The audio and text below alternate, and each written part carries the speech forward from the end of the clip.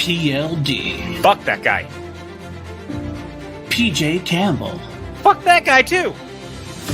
2 mediocre white dudes That's on accurate. film. Because frankly, we know you don't have enough of that in your life. This is So true. we're here to give you more. And without And we're further sorry. ado, here are 2 mediocre white dudes on film. Well, look at that. Look at that. We're here. I know. It happened. We're live. We're on video. What the I hell know. just happened?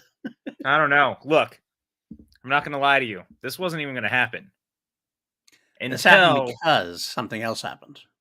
there was a slight against humanity done tonight. And by humanity, I mean PLD and I. Indeed. Mhm. On Action Industries, Huh. we had well, let's put it this way. Action Industries has never been known for great tier making. I'm not going to lie. They'll tell you they have been. Ben Andrew will tell you, Ben Baby and Andrew Guy will tell you they're great at tiers. They're great at making tiers happen Yes. while watching tier lists. That's what happens. While ripping people's hearts out and spitting on them. Even when I'm on screen to try to fight the battle and fight the evilness, it still doesn't usually work out in my favor or our favor. No. Look, it was almost insulting how hard they went on certain things that we like, or just going against common sense.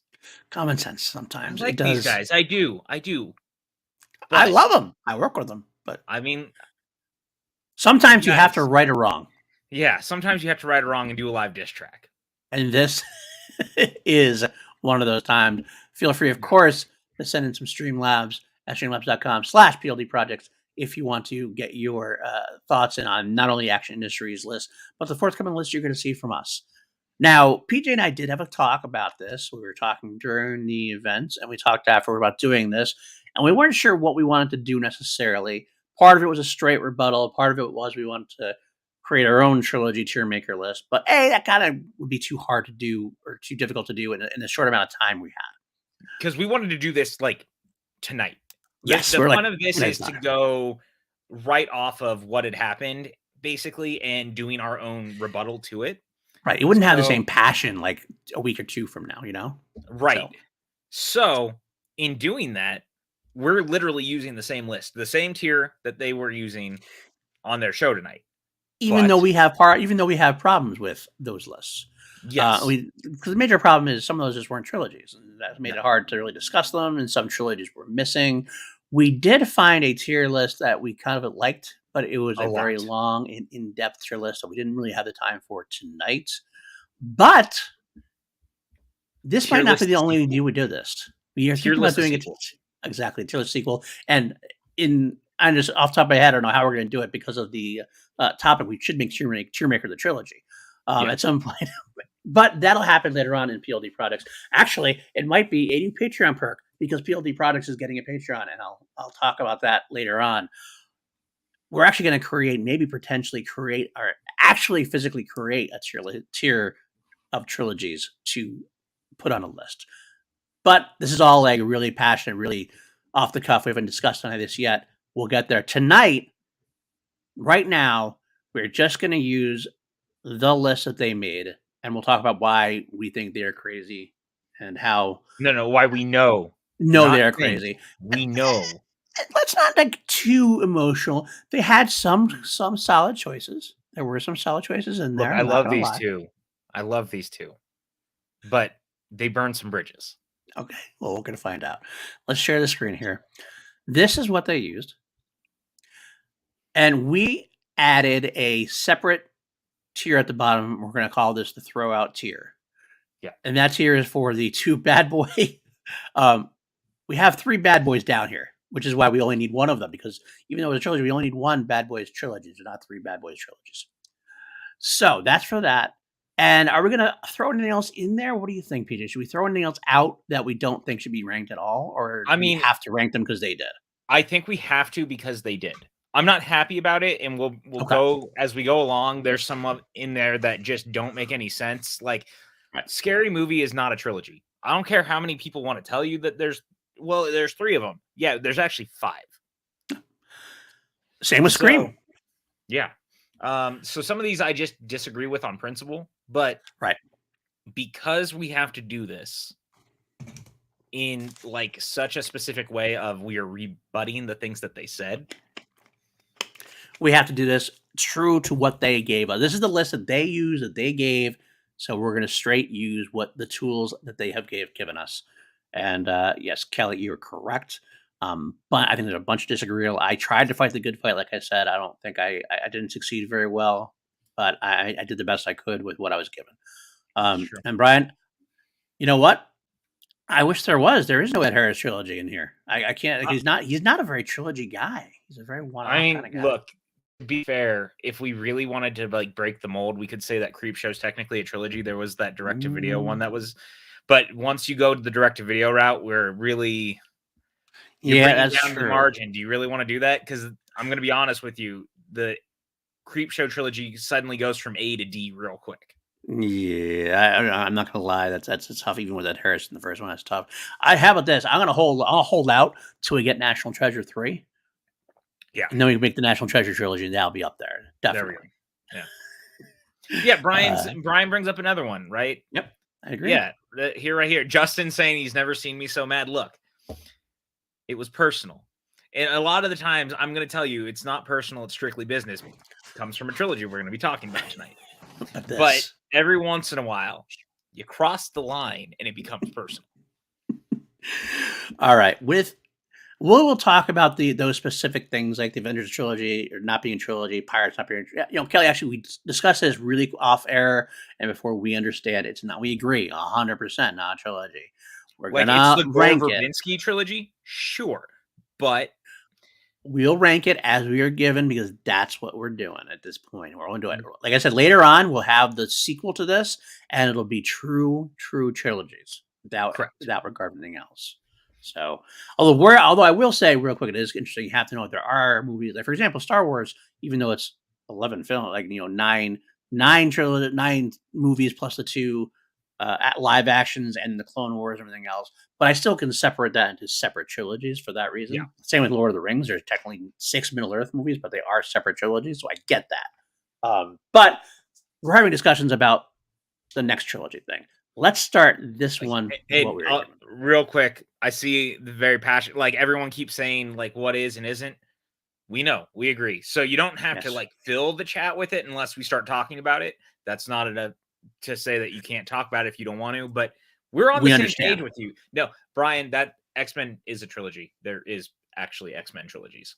There is an X-Men trilogy, yeah. X2, X3. Yeah, and then Wolverine, because I count those as X-Men movies. Wolverine is a trilogy, that's true. Yeah. And I mean the McAvoy trilogy or whatever. I mean, it's not really that there's 4 there. I guess that's what they're saying. Maybe saying about that because it's everything First Class, Days of Future Past, Apocalypse, and then Dark Phoenix, which Ben and Drew seem to just completely forget about. The Dark Phoenix actually happened. I mean, a lot of people blame. Right. A lot of, exactly. So let's be real here.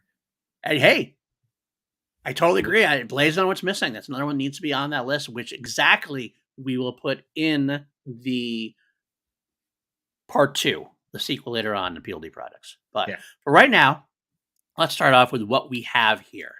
We have to take each segment here, and we'll define what the trilogy is. Although we got to try to, again, this is a rebuttal, so we got to try to stick to what Ben and Drew said, even if we don't agree with it. Well, I mean, that's how we're doing it. This is strictly speaking. So our rebuttal and everything is exactly as we said. We're going to start with Alien, and just so you know, all the time I do it in PLD projects, I just put everything in B just for discussion. This is what we're talking about list right now. So I'm not putting it in B. I'm just putting it there for now. Let's talk about Alien. We have they went with the Alien, Aliens, and Alien 3 marking. I do want to say I actually appreciated Ben's attempt possibly to do the Ridley Scott Alien trilogy of Alien, Prometheus, and Covenant because it does make some sense. But at the end of the day, they went with Alien, Aliens, and Alien 3. So we're going to use that. Right away, I'll start off and say my initial thought is I'm going to start it off in A tier. I think Alien is a perfect horror movie. Mm-hmm. I think Aliens is a perfect sci-fi action movie. And I am a defender of Alien 3 to a degree. We had this discussion recently. We did. I think that Alien 3 is a solid movie. And yes, there's a lot of trouble to it. Yes, the studio messed with Fincher's vision. Yes, there's some problem. There's a lot of problems with it, but the bare bones is actually solid. So as a third movie in the trilogy, that makes a pretty damn good trilogy. It's a pretty damn good trilogy. And look, I'd be lying if I didn't also go to bat for the fact that Paul McGann is in Alien 3. That matters to someone like me, who loves the Doctor Who TV movie and Paul McGann and all of that. So look, truth of the matter is, Alien is a fucking perfect movie. Aliens is about as perfect as a sequel can be while also doing its own thing. Yeah. Alien 3 definitely has its own issues. The editor's cut of the movie is like vastly superior. And the truth is that as a trilogy, no matter which way you cut it, Alien 3's original ending is actually a perfect trilogy capper, depending on how you want to look at it. I totally So, agree. in the way of looking at this, I think that these are like 2A movies and a like B minus C plus movie. I think that they were way too hard on Alien 3. I think so. Most people are, I will say. Most people I are agree. very- So I'm going to say that it's a solid B overall, but we could always upgrade it to an A later if we were feeling. I feel the other way around. If we start with A and we push it down if we need to. Because I kind of looking at. I know that's fair. I'm not going to fight you on that. Okay. You know why? And I will Because we're say gentlemen and scholars. we are gentlemen. We are two mediocre white dudes, and two mediocre white dudes are gentlemen. I do want to say one last thing before I drop off. I do feel like, and I don't know if it's a discussion to have. Do we feel like Fincher's filmography like hurts Alien 3 in retrospect? Like in terms of it's because he's made so many great movies that this is on the tail end of it. Yeah, and I think there's a lot of people who are like, well, look, if the studio hadn't interfered, the movie would have been great. But the thing is ultimately, that's not like you can't look at what ifs. Right. And I can't also say, well, just because the rest of his movies are great. And I think that's what a lot of people do. It's like, dude, Zodiac is in my top 10 movies of all time. I love Fincher. Right. But just because he made so many great movies also doesn't mean that I can't look at what Alien 3 is and ultimately go, hey, that movie is actually pretty good for the thing that it was doing, all things being equal. So I'm going to give it like a better rating overall because I can separate the problems from it. Agreed. All right. Well, let's move on. No more. We don't want to spend too much time on each one because we got a lot to get through. Let's start with Austin Powers. Now, here's one for me that I know I'll probably get a lot of hate for. But I really think Ben and Drew are way too high in it. I think it's fine. It's fun, but I never really think of it as a trilogy that I can't live without. Look, I enjoy these movies, right? I said it in the chat. I think Goldmember is my favorite because I think it's the most quotable. It's the most ridiculous. But kind of like you, it's a decent enough comedy series. I don't really feel the need to be going to bat for it and saying it's like this A-tier series. Like, they're fun, don't get me wrong. Yeah. But this was higher than so many much more deserving spots for things. And Brian, I mean, I appreciate that you feel that way. Yeah, more power to you. Just love that. Go ahead, go with it. But yeah, in no way is this an S tier. I'm going to say that this is like a totally passable C tier trilogy. I will not argue with you at all with that. Like, I was going to put it in B, possibly to go down, but I'll put it in C. That's a good point. Who really talks about Austin Powers? No one really talks about it. The only time we hear about Austin Powers is every time that someone asks one of them, when is the fourth one happening? Yeah. And then they go, it's probably never going to happen. And we've moved on. Now, Reefism, that's a great question. That's something I would love to add to the next tier list. That's definitely something that would be on our created tier list. Be the Ghostbusters, Ghostbusters 2, Ghostbusters Afterlife. But that again, is a great trilogy. Tonight's is just a strict rebuttal. It is the exact same list as Ben and Drew's. Okay. So, yeah, see, Ferris, that's true. I guess Austin does have its lovers out there. I'm not gonna lie. Look, I'm not saying that they're bad, but they are not an S tier trilogy. They're fun, but I don't go back to them. It's like some of these other ones, especially as in comparison to some of the things that are on here. Right, 100%. All right, so let's look at Avengers. We're throwing this one out. You're going to throw this one out. I mean, look, I can't look at it any other way, and this is the reason we added this list. Like, I guess we did make a small adjustment, if you will, to this list compared to theirs. This is not a trilogy. I don't know. I think we have to pick. I think because of the rebuttal rules, because I don't think we can change our rules. We said we're going to rank everything. I think we have to pick an Avengers trilogy. We just have to pick an actual trilogy. We have to pick event. Is it Avengers, it's gotta Ultron, and Infinity It's War? got to be the first three. It's got to be the first three. Okay, the first three. And yeah, Ferris might decide to do Rebuttal with the rebuttal. Yeah, I mean, look. Every month, Ferris, for Austin Powers. Hey, look, really? I more power to you, man. We're not here to. We're not. Yeah, I'm just. That's more of a surprise than anything else. Ferris, Avengers ain't no trilogy. We agree with you, Ferris. So if we're gonna go with the assumption that it is Avengers 1, Avengers Age of Ultron, and Infinity War, where would that rank? All right, so I'm about to come in hot. I'm gonna be honest with you guys. Okay. PLD knows this. I do.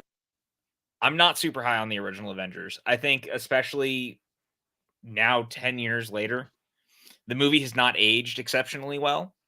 It was really great when it came out because it felt super exciting and fresh and new. The problem is that over time and 3 better movies later, it has showed its age. It doesn't look great, just in a general sense. I'm going to say that this is a B overall. Because I also know that there's a lot of people who don't love Age of Ultron. I am one of the people who thinks Age of Ultron is like a much better movie than the original. And of course, Infinity War is Infinity War. So because I think that I land on somewhere overall of like the first two are like a B and a B plus, and then Infinity War is like an A. It just I gotta go B. I go with her. I see what you're saying, and I'm okay with that to agree. I actually, I think that Ferris is actually right in terms of, I think a lot of people are seemingly saying that about the first Avengers. Coming around like you are. Dude, I feel like I get roasted every time I say it. So that's I am one of the people who likes the original Avengers. So I still watch it again. I still think it holds up a lot better. I still like the movie. Let's not start throwing out shit that PJ hates the movie. That's not what I said. I just think of the 4, it is the weakest. I do think that both Avengers and Age of Ultron pale next to Infinity War and Endgame, but for weird reasons. Start talking shit about Age of Ultron. James Spader is fucking. I love James Spader. And I actually think highly of Age of Ultron compared to a lot of people as well. So I just think comparatively to Infinity War, I think both of us can agree that Infinity War is the best of the 3. Yeah. Okay. Well, look, actually, Endgame's my favorite. I go back and forth between Infinity War and Endgame, but either way, real quick, I will say Kelly is where I'm at too. I really appreciate what it accomplished, and I guess that makes the movie better in my eyes. And maybe it shouldn't, but it is hard to say that otherwise. See, now Buck's tweeting about me. I see. And I actually disagree overall about Loki being a better villain. I think Loki's a better villain overall. I think Ultron is ultimately the better villain for the Avengers because I think everything he does becomes much more personal. And I think that the stuff that he does, making like every Avenger go through these like weird, fucked up things where he's tearing the team apart is way more interesting for me. Loki is my favorite Marvel villain, I think. No, I think he's the better villain overall, but I also think that Loki had another movie before that, then this movie, and he's continued to have movies and his own TV show. At this point, I think we don't want to get too far into it. We'll be here forever. I do say that right now I find it better than Austin Powers, and I find it less than Alien. So I think I didn't say it technically at all. I said I still like the movie. I just don't like it as much as the other ones. Speaking of Brandon Buck, we actually have a Streamlabs from Buck. Thank you so much, Brandon. We'll salute to you there. He says, PJ, how much to donate for you to fire PLD? There's not enough money in the world at this point. Wow, I appreciate that. Yeah, you're welcome. All right, let's move on. Let's move on to one of the biggest trash takes that I've ever heard in my life. Action guys had in my life, and I almost quit on air when I was discussing this one. We have the Back to the Future trilogy. This is S tier to talk about. I'm not going to put it in to talk about here. This is completely an S tier trilogy. The fact that this was even like in contention to not be an S tier is one of the most baffling rhymes things I've ever seen. Against humanity. And like never in my life did I think that I could be so insulted by 2 people that I actually get along with in such a specific way. 100%. And I am someone who actually understands in terms of like I'm not as high on 3 as a lot of people are who love this trilogy, like you are and everything else. But still, like this 3 is there Back to the Future Part 3 is still one of the best part 3s in the history of films. This is also a series that has never been messed with in film since it came out. Like, we had the video game, we had the TV show and stuff, but what a completely, specifically great 3 trilogy package. I don't care how you slice it, it does not get better than this. Even if you don't love 2, 2 is still, like, one of the all-time smart, great sequels in the way that it does what it does with the going back into the first movie and playing with footage from the first movie. Like, are you joking me? Back to the Future 3 then also flips the Doc and Marty relationship, and it becomes so awesome. Everything about this series is great. I'm Great. one of the few people who actually like 2 better than 3. I love 2. 2 is I think that's the popular opinion. Is Most that people so? say- From when I was growing up, everybody said, "Oh, 3 was better than 2. 2 is like the weakest one." I always loved 2, and I got to be here's a blasphemic moment for you. There's a point in my young teenage years, like when I was 12 or 13, when I actually preferred Back to the Future Part 2. And I think part of that I was think a lot of people because did, because I did at one point as a kid. I think part of it was I had seen Back to the Future 1 so many times in comparison to 2 that 2 Sure. just seemed fresher to me. That's what it was. But Also- nowadays, I'm love with them. Justin, real quick, not to cut you off. I agree with you. yeah, I get that. No, I'm going with his. How can you not watch the That's third true. movie? Ben, what are That's you true. doing?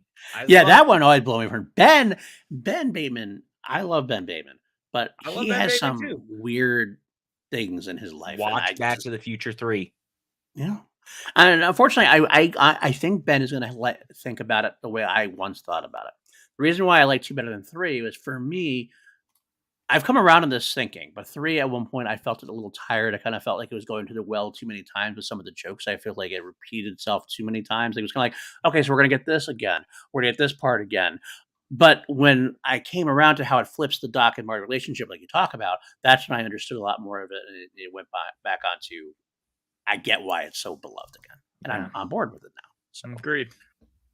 that's true. We can't talk. That's true. We're not supposed to talk. Come in high, running Ben's Patreon and running not Ben's Patreon, Ben's study sessions and stuff. Not supposed to know. No, but he said it on air. That's the But only he did. reason I brought it up. He said That's it on true. air. He did. He did. We can't help it. So, all right, let's move on. I'm sure we'll talk more about Back to the Future as we go on. This is one of those weird ones, the Bourne trilogy. Not a trilogy, but Not a trilogy. But we're gonna have to depend. I'm actually gonna do something. I'm gonna do something on here real quick. I'm going to, at least temporarily, make a placement. So I can just put it there. This is where I'm going to put these. They don't count anything, so I don't get messed up. This is what we're looking at. So placement. Wait, also you moved B below C. I just want you to know that. Oh, I did do that tonight. That's weird. Keep going up. Why is it not doing that? Oh, No, yeah, because go up with there it. you go. Yeah. There you go. I'm old. It's okay. We talked about this. All right, so in this one, do this. All right, so placement right there in the middle. Bourne Trilogy. We're going to talk about Bourne Part 1, Part 2, and Part 3. We're not going to get into Jason Bourne. We're not going to get into Bourne Legacy. If Jason Bourne hadn't come out, Jason Bourne is an abomination. If Jason Bourne hadn't come out, I'll be happy dealing with Bourne the trilogy because Legacy is definitely kind of its own thing. Yeah. But I will say, Kelly, yes. Okay, that's true. That's fair. That is very fair. So I'll just talk about for the first 3. In that case, I can't really deny that they're very extremely consistently solid movies. Mm-hmm. There is it might be one of the most perfect action trilogies of all time. I mean, it's definitely up there, and I think it's so interesting because Greengrass 100% comes in and like really takes what Doug Liman did and takes it to another level. Ultimatum is one of the all-time great trilogy cappers, but I've always loved Supremacy more. Supremacy just a little bit like the ending to Supremacy. Who doesn't think about the ending and just like the way that music swells at the end and the get some sleep, Pam, you look tired. Like just it hits so right. But you're right. If I wish Jason Bourne didn't exist, I have a really hard time separating it. But if we're just talking about these first 3, they're A-tier movies. At least. At least. I'm not going to say it's S tier, just because I think that Identity. I go back and forth. Identity sometimes is my favorite over Supremacy, but I think that overall there are little chinks in it. I get a little tired of the shaky cam. It becomes a little much, but I still really like the stories. I think that there's some great villains. Carl Urban is so great in Supremacy. Oh, yeah, yes, he is. I'm going A. I can't give it any higher just because I have my own little qualms, but these are great movies. If you've never seen them, you really should. And I do have to say, I think it might be higher than Alien because I think the consistency quality is there. That's what I was gonna mention when I had my time. I was gonna say that I do think that Bourne, like I said, it's the consistency about the Alien 3. As much as I'm a defender of Alien 3, comparatively, is definitely lesser than the others at this point. While the Bourne trilogy itself stays the same note. And okay, some people said John gets better each movie, and I can't argue against that absolutely. So I will say I could see an argument of being an S tier simply because I think it might be the only. It's like of the genre of action films, this might be the S tier action trilogy. I'm sorry, I agree with you, but can you pull up this AJ Lancaster? Let's see. Tweet or comment. What? After Renner shows up, nothing else counts. Are we saying that nothing else counts, like because you don't like Renner? Because then you're just pretending that Rogue Nation and Fallout aren't two of the greatest action films of all time. In fact, that would be if we're going to talk about trilogies. If I had an argument against the Bourne, would probably be 4, 5, and 6 of Mission Impossible. What is By the way, thank you, AJ, again for wishing me happy birthday. When it's not my birthday. My brain's about to explode over the idea that someone thinks that Mission Impossible 5 and 6 aren't like two of the greatest action films literally ever. I also want to start real quick, Mike K. All I know is that the BTTF and the S tier makes this the best tier list by default. I agree with you. It's a good question. Which would you rather watch 9 times out of 10? The Alien movies, the Bourne movies? That's a great question when talking about that. I mean, honestly, the Bourne movies are a little bit easier to watch. Just as like they're almost, this is going to sound so bad, and I don't mean it to sound the way it does. They're a little more fast food cinema than Alien 1 and 2. Oh, the funny part is, though, Alien is something I tend to go back to more. I actually would say I'd go back to Alien more just because I'm a big sci-fi horror junkie comparatively, where that's pure action. But, God, that's tough. All right, I'm still willing to keep it over Alien, even though I would probably go back to I'm going completely off of the consistency of the movies. I'm trying to take my own personal... You're still insulting Rogue Nation, and Rogue Nation is the best Mission Impossible movie. I wouldn't go that far. No, dude, the Opera House sequence, it takes it over the top. The Opera House sequence is the best thing. I got 3 letters for you, much like PLD. P, S, H. Okay. Philip Seymour Hoffman. I'm only talking about 5 and 6 though, because this is this whole stemmed over the Jeremy Renner. I know. That's we could have a total different discussion on the whole Mission Impossible franchise. Yes, we could. But, all right, let's move on for now. This group of people in the chat is the best because they know they can derail us, and it's working. And they're doing their best. They're doing their best to throw us off, and we're totally falling. They're baiting us, and it's working. Exactly. I can't. All right, Captain America trilogy. This is an interesting one to me because I do like everyone. It is a very consistent trilogy. It's a very consistent. All 3 films are excellent films, and yet at the end of the day, as a trilogy, I kind of put it lower because it doesn't feel like a trilogy. It still feels like 3 separate movies compared to some of the other ones, if that makes sense. When I say that, I mean, I'm saying that I'm arguing against myself because Alien and Aliens is so different director, different genres, almost different everything else. But I still feel like, I don't know. Talk to me. No, look, here's the thing. It's kind of weird overall in the Marvel universe because outside of the Avengers movies, like these other trilogies don't really have through lines in the same way. Like even the Spider-Man trilogy isn't necessarily, it is, but it isn't because there's all these other things that happen along the way. But the Captain America ones really kind of are because if you look at it from beginning to end, it's about Steve's journey about what it means to be this person who he desperately wanted to defend the country to becoming someone who is so disillusioned once he comes back to becoming like the thing that I was protecting and is actually the evil entity, and then for the third one to be like, I'm standing against this thing. So there is an actual through line. So I have to say, I think that character-wise it makes sense, and it is a trilogy. I think it is a safe A. I think that comparative to the Avengers movies that we chose, these movies all are consistently better, consistently more fun, consistently better directed. I don't agree with that. I you can argue it. I don't necessarily agree with it because I think that Steve is still the focal point.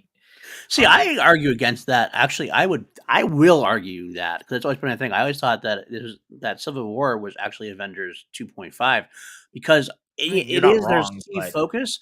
But I thought I actually thought it was almost more of an Iron Man movie in some ways. But I think that Steve and Bucky's relationship is so important to the entirety of the movie, and because that's the linchpin on everything, that makes it their movie. But it's like Batman versus Superman. Is Batman versus Superman a Batman movie or a Superman movie? Because this is like this is basically Iron Man versus Captain America. Real quick, Avengers thrown in. William, we're aware. This is again. So is that. This is again. There will be another list. I think we're gonna have to say this about every 10 minutes as we get new people who come in. This is a direct rebuttal to Ben and Drew. This is the same exact list they used. We are going to do our own version later with correct lists. Not on the list. It's not on the list. And again, this not actually should not a trilogy, but it should be on this list the way it is. You know what I mean? Right. This actually should be there. But that'd be another story. Still not a trilogy. Not a trilogy. So it's a quadrilogy. It is yes, because the other one doesn't exist. What other one? Exactly. It used to exist. It was timey-wimey, got erased. It's all correct. Thank you, Paul. Exactly. But going back to the Cap thing, I think it's like Captain America versus Iron Man with the Avengers thrown in. So it's hard for me to say it's not. I get what you're saying that it is a Captain America movie, but I can't argue that's not a Captain America movie either. You know what I'm saying? Right. No, I get it. So, I'm happy. I'm okay with it in A tier. I'm happy putting it below Alien, below Bourne. Yeah. I think that's the move. I don't think it's higher than either of those. Although I would say that First Avenger rivals the best of all those franchises. I'd agree. That's funny because everybody says Winter Soldier. See, this is what happens when you let men find the list. Absolutely. They hired me. They don't let me do my job. Sometimes I could have found a good list for them to do, but they decided to have Ben do his own thing, and that's also. Matt, you're also one of my favorite people. I should have responded to that earlier. I didn't brought up in talking. I didn't bring it up for a reason. Matt, you're fired. Anyway, moving on. Let's go on to I think he based me just to say that. I think he likes me hear me say that because I say it all the time. Oh no. We're going into the Dark Knight trilogy. Oh no. Dark Knight. Hey, what's up, Star Drew? Oh, jeez, this is Dark Knight trilogy. Gonna be real bad. It's gonna be real bad. I'm sensing this pain from you. All right, let's just rip the Band-Aid off. No, okay. You start. My initial thought is I do like this trilogy a lot. Batman Begins is actually my favorite of the trilogy. Has come to pass. I think Dark Knight's a great movie. It's got a little bit of a rough ending. I am a defender of The Dark Knight Rises. That's where I put it, though. Okay, good. We're on at least the same page, mostly. I was really afraid that this was going to be higher than B when you started talking, and that's the thing is I'm just like not. I think this trilogy after Batman Begins really starts to falter almost immediately. Like the third act of The Dark Knight is such a mess. Right. I think. Let me interject something real quick. Briefism. I just want to say I understand, but just so you know, also to defend them a little bit, not real big defense. They can only. This is a pre-made. Tiermaker is a site that had a lot of pre-made templates to use. This is the template they chose, so they didn't actually technically omit Die Hard or anything like that. They only used what was on this list initially, which is the same thing we're doing. So it's not that they were completely saying, "Oh, we don't talk about these movies." This is what we only have what the list gives us. So, yeah. Go ahead. So I think that The Dark Knight goes from an A- movie to a B real quick. The last 30 minutes of that movie are not very good. And The Dark Knight Rises is like, it's fun to watch, but that movie is bloated and overlong, and like, I don't know, man. These movies get this series being a B almost feels nice, and like me, but Batman Begins is too good not to keep it at anything lower than that. Like, I think B is exactly where it needs to be. But I think it has to be below the Avengers. Below the Avengers.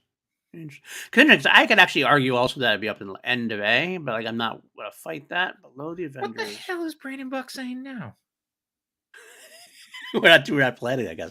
Well, it's true tonight. We're not planning tonight. This is actually This is a rebuttal. We will do a planned tier list at some point. I tell you that. Yeah. Yeah, and I agree with John. The overall fight choreography and stuff in these is not that great. Nolan's not really the best at doing action. That's true. That's true. I gotta say. Okay. We'll leave it for now. I'll leave it. Or you said you want to put below Avengers? Yeah, I think it absolutely goes below Avengers. I don't have enough fight in me to fight for. I think it's probably above Avengers, maybe, but I'll let it go at this point. All right, The Godfather. Okay,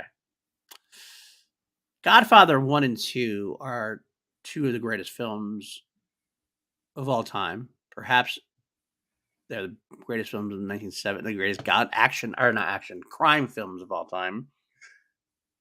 I guess it all really sinks on where you put Godfather 3. And I guess which Godfather 3 you use, the epilogue version or the original version. For this case, I think we got to use the original version, right? You have to. I mean, look, don't get me wrong. I think Coda is... But I just like The Godfather 3. I'm just going to say it. I just like The Godfather 3. Just in general. So it's fine. It's fine. That's why I look at it. Where does it go, though? I mean, the first two are so freaking good. Look, it's an S tier trilogy, man. Like, I don't care what you say. Like, even if The Godfather 3 is not good, those first two are masterclasses of filmmaking with some of the most incredible acting, some of the just everything. The Godfather trilogy is amazing. Like, I'm sorry, even if you don't like the third one, you can't overlook the first two. You just can't. I fully agree with you on that, and I can't argue against that. I'm pretty happy to say that this is the way it's going to go. I think we'll put it right there below Back to the Future. Yeah, I think that's exactly where it should be. And Mike, trying to see the tier list side by side. I don't know if I can quite do that, but I can do it. I can try to showcase it at the end. I'll try to put what the action guys did versus where we are. I'll try to list it as best we can. Hopefully they kept it up there. I'll find it and we'll do that. But okay, so let's move on to Hannibal Trilogy, right? That's the Hannibal Lecter Trilogy. Well, actually, before we move on, Justin can beat S tier if most people probably won't watch the third movie. I still think it can because 1 and 2 are that good. Yeah, that's what I'm saying. Is like it doesn't even matter how much people don't like that third one. Like those first two are that great. There's very few trilogies or movie series that I can look at that even if a movie is bad, it doesn't affect how I see it. I can talk. Jesus Christ. Just because one of these movies is bad, it doesn't affect the other ones in a way that some of these others do. Jason Bourne is a movie that is so bad that it actually affects how I feel about the first three. Right. The Godfather movies don't. And a big part of that is that it feels so separated at the same time because it was so many years later. It was so different. All the actors were in different places. It feels like a different movie enough that I can separate them. But also, I think people are just hard on The Godfather 3 because the other two are so good. Yeah, there's the Sophia of it all. But even then, like, I feel even that feels overblown. Agreed. It is. I mentioned Sophia on the Action Guys thing, mostly because I was trying to showcase the bad sides to it. But it is a little overblown, I'm not going to lie. Real quick question. Yes, I have watched Red Dragon. It's fine. It's a fine film. Red Dragon is Brett Ratner's best movie, and I don't know how good or bad that is, depending on your... That's a pretty solid answer. I guess it's the best way to say that. It's Brett Ratner's best film, but I don't know if Manhunter is better or not, depending on the original version of that novel. The original novel version did have Brian Cox in it, which always makes everything better. It also had William Peterson. Yes, it did have William Peterson, directed by Michael Mann. Yeah. I think Manhunter is a much better movie. I think there's Stephen Lang. Yep. Yeah, no, I agree. What we're talking about in this Red Dragon and this Hannibal.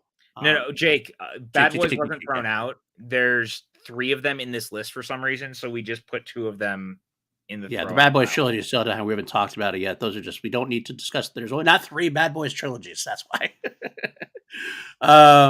Let's see. So as far as going into Hannibal, I will agree with the action guys that Hannibal is, Silence of the Lambs is a perfect movie. But the other 2 are good, fine, solid. These are. I'm not going to rewatch the trilogy. This is another one, right? But this is the opposite of what we're talking about with The Godfather.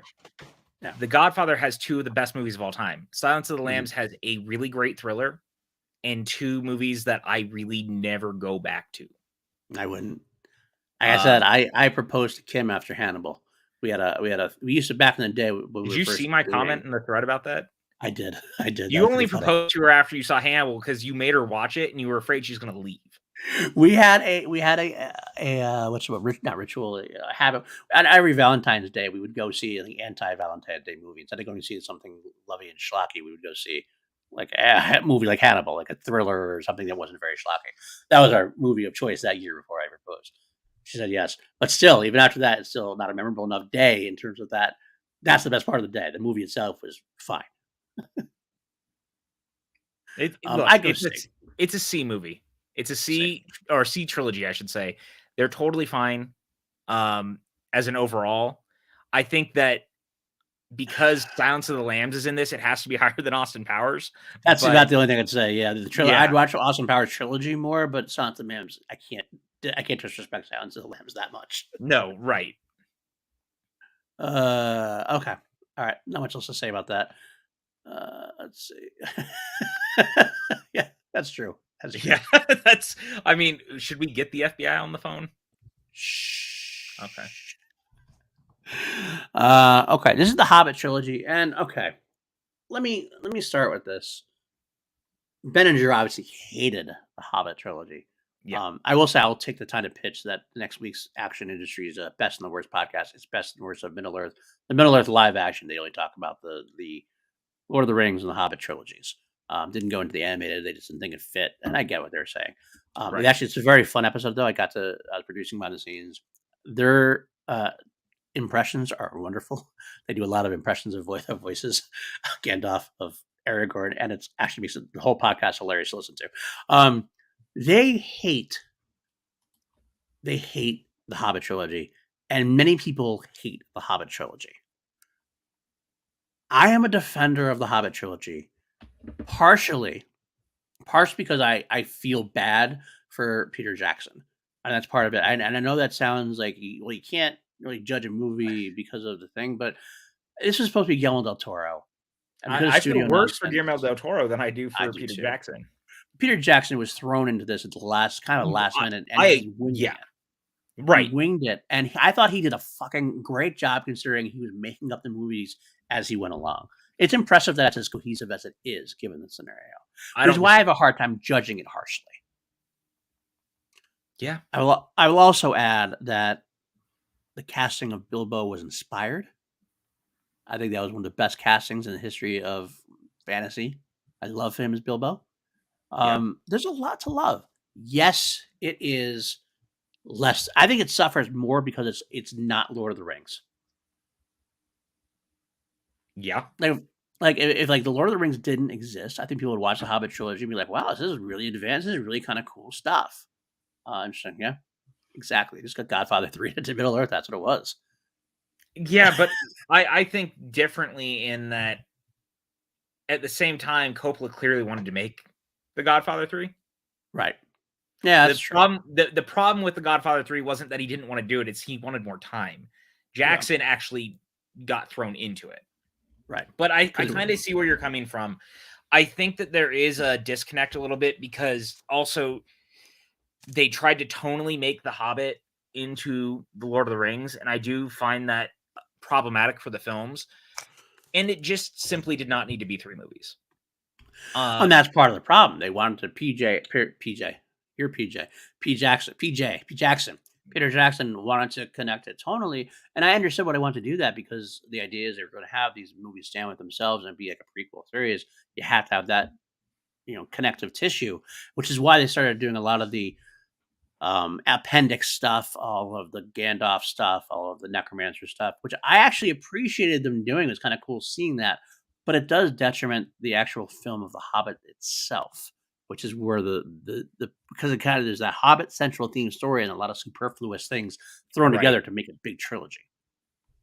I agree. Look, overall, I actually enjoy these movies more than most people, but I also don't think that they're ultimately great. I think one of them is really great, and I think that's the Desolation of Smaug. But like otherwise, they're good. Battle of Five Armies, I think, feels basically just like an epilogue, which is weird. Yeah. Like it's a 2-hour epilogue. Yeah. I'm gonna say it's a C tier movie trilogy. I originally said D in the chat. Like I'm owning that now. I said D in the chat. So I'm actually upgrading it to a C because I'm having a hard time like they're still pretty well made. There's a lot of great acting. There's a lot of really good character moments. It's almost a C alone for Riddles in the Dark. I think that's one of the best brought to life Middle Earth moments literally ever. It is. And I love the Billy Boyd finishing song of In Five Armies, the credit song for that. It just brought the whole, made me feel nostalgic for the whole saga. It actually brought the saga together for me. If I was on my own, if it was just me doing a rebuttal, I would put it probably B range because I actually really enjoy them more than most. I'm happy putting them in the top of C though, if we want to go there. Yeah, I think top of C because I think it's a stronger trilogy, weirdly enough, over the 3 things or the 2 other things in there right now. Right. Okay. Let me get rid of this person. I'm getting bots. That means I'm actually successful. Holy shit. Anyway, moving on. Let's go on to this is another.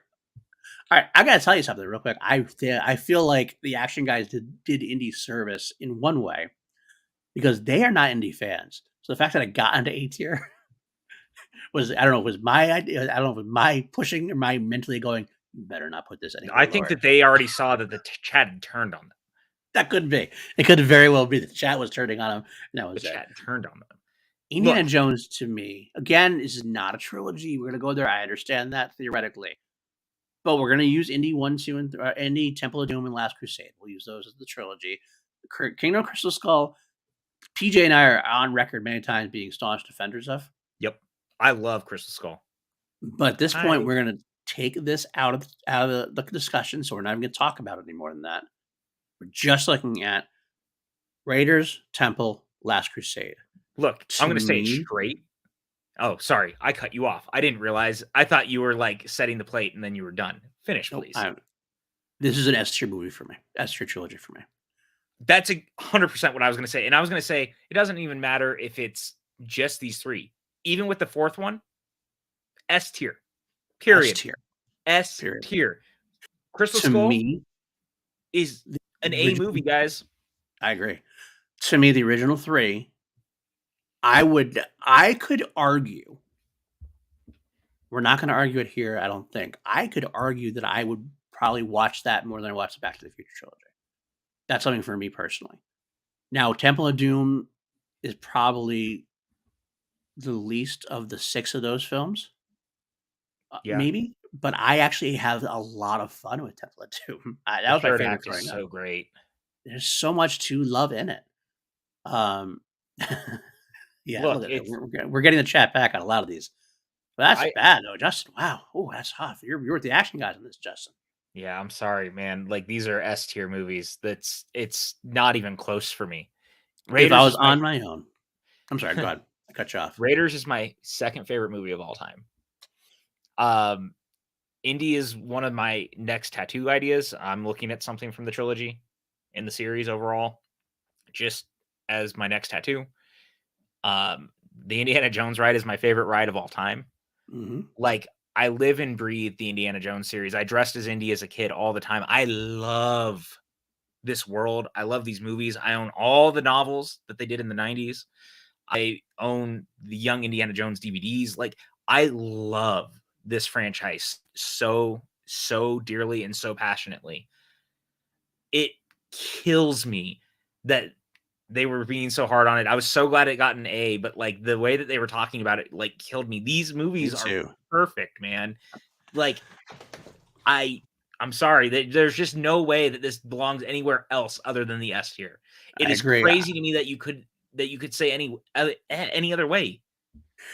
I used the few bullets I had to get it at least up to A tier. That was the best I could do with them, and is what it is. I will say, yeah, I'm finding more and more that people are really having a soft spot for Temple of Doom, even though a lot of people, it's kind of like is known as the worst of the three, but a lot of people always say, "But I love it so much." That was the first indie movie I saw in the theaters as well. I didn't get to see Raiders in the theater; I was too young. But Temple was the first one I saw in the theaters. My mom regretted it when Kyle started taking the heart out. I think she regretted it at that point. But I do love it. And yes, Sarju, would I put it if I was alone? If PJ was not on here right now, I would probably put it above Back to the Future myself. I'm not going to argue that because I think Back to the Future is just the more consistent of them. But the thing is I love all of them. Like just straight up. Right. My biggest problem is Temple of Doom has the most sluggish first two acts before it finally gets to everything that makes that movie so great. Even including the heart ripping out scene, like it takes forever for that movie to finally get to what it's doing. So I think it's just slightly lesser for that. And that's why I won't argue it. I won't argue it at all. I'm to be, but in my heart, these are tied. Fair. So we'll go there. My nose is so itchy right now. Sorry. That's okay. All right, we're moving on to Iron Man Trilogy. Okay, this is a tough one. So they had it in C tier, I think, if I remember correctly. I think they had it in C tier. Let me take it if I have the. It's hard to see if I go to full screen on this thing. Yeah, actually, looks like it was the bottom. No, that's Hannibal. Never mind. They had Iron Man. They had it in C tier. Yeah, they had it in C tier. Yes, I see it. C tier. I don't know if I necessarily disagree comparatively to some of these other ones. I love Iron Man 1 is a near perfect comic book movie. It's well done. It's a perfect beginning for the Marvel Cinematic Universe. Yeah, I get your Corgis like it too. I don't know what they're like woofing at something. Iron Man 2 is my least favorite Marvel Cinematic movie. Iron Man 3 seems to be very polarizing. I don't know what they're talking about. Iron Man 3 seems to be a very polarizing movie. I love Iron Man 3. I love Iron Man 3. It's up there in my top 15 Marvel movies at least, maybe up top 10 maybe. I don't know. But we're going to have to let PJ go for a bit. It looks like he's going to take care of it. I'll take care of it. I got it, PJ. And yes, Maxwell, we are loud. We are live. Justin Hammer is great. I get that. I understand people being a defender of Iron Man 2, and I agree Sam Rockwell is probably Sam Rockwell and Mickey Rourke are probably the best things about Iron Man. Actually, well, so is Ben Kingsley also. There's a lot of little parts of 2 I do like. I'm sorry, Ben Kingsley was in 3. There's a parts of 2 I do like, but overall I think 3 is a much better Iron Man. Interesting call, Mike K. Wow. Iron Man 3 is the only great movie in the trilogy. So you don't think the original Iron Man is a great movie? Wow. Right. That's impressive. So here we go. But I agree with that too, though. It is part of some of RDJ's best character work is in Iron Man 3. But Iron Man 2 to me is so lesser that even with Rockwell and Rourke's stuff, I have a hard time getting past. I remember being in the theaters for Iron Man 2 and being like, that's it at the end of it? Like the battle at the end was so anticlimactic. I feel that way about the first Iron Man. Really? I think that the first Iron Man is a very good movie that did what it needed to do to like launch the universe, but kind of similar to the Avengers. I think over time, as we get farther away from it, the seams really show of they were kind of making it on the fly. They had the stuff that was going on that the third act is really not that interesting. I actually prefer Iron Man 2. Okay. And I think Iron Man 3 is not only the best of the trilogy, it's also in the top 10 of the MCU. Oh, I agree. That's top 10. I just put Iron Man 1 a lot higher, unfortunately, than you. Yeah, you do. But I put Iron Man 2 a lot higher than you do. Yeah, it's very true. That's very true. 'Cause Iron Man 2 is my least favorite. Still. Right. I like watch Thor 2 over it. I watch Hulk over it. I just can't. I mean, the only reason I like watching it is RDJ. But here's the problem. I will say one thing about Iron Man. It's just kind of epiphany in my head that I'm having right at this moment. And maybe I changed my mind on Iron Man. Is that I do wonder. I don't know if I can lie to myself and say if I watched Iron Man 1 in like the middle of the MCU, if it had come out in the middle of the MCU and not really begun everything, Yeah. would I like it as much? I And I can't don't normally say that I would. Yeah, and I don't normally qualify stuff like that, but I mean, every time I go back to it, I don't have as much fun, which is really weird.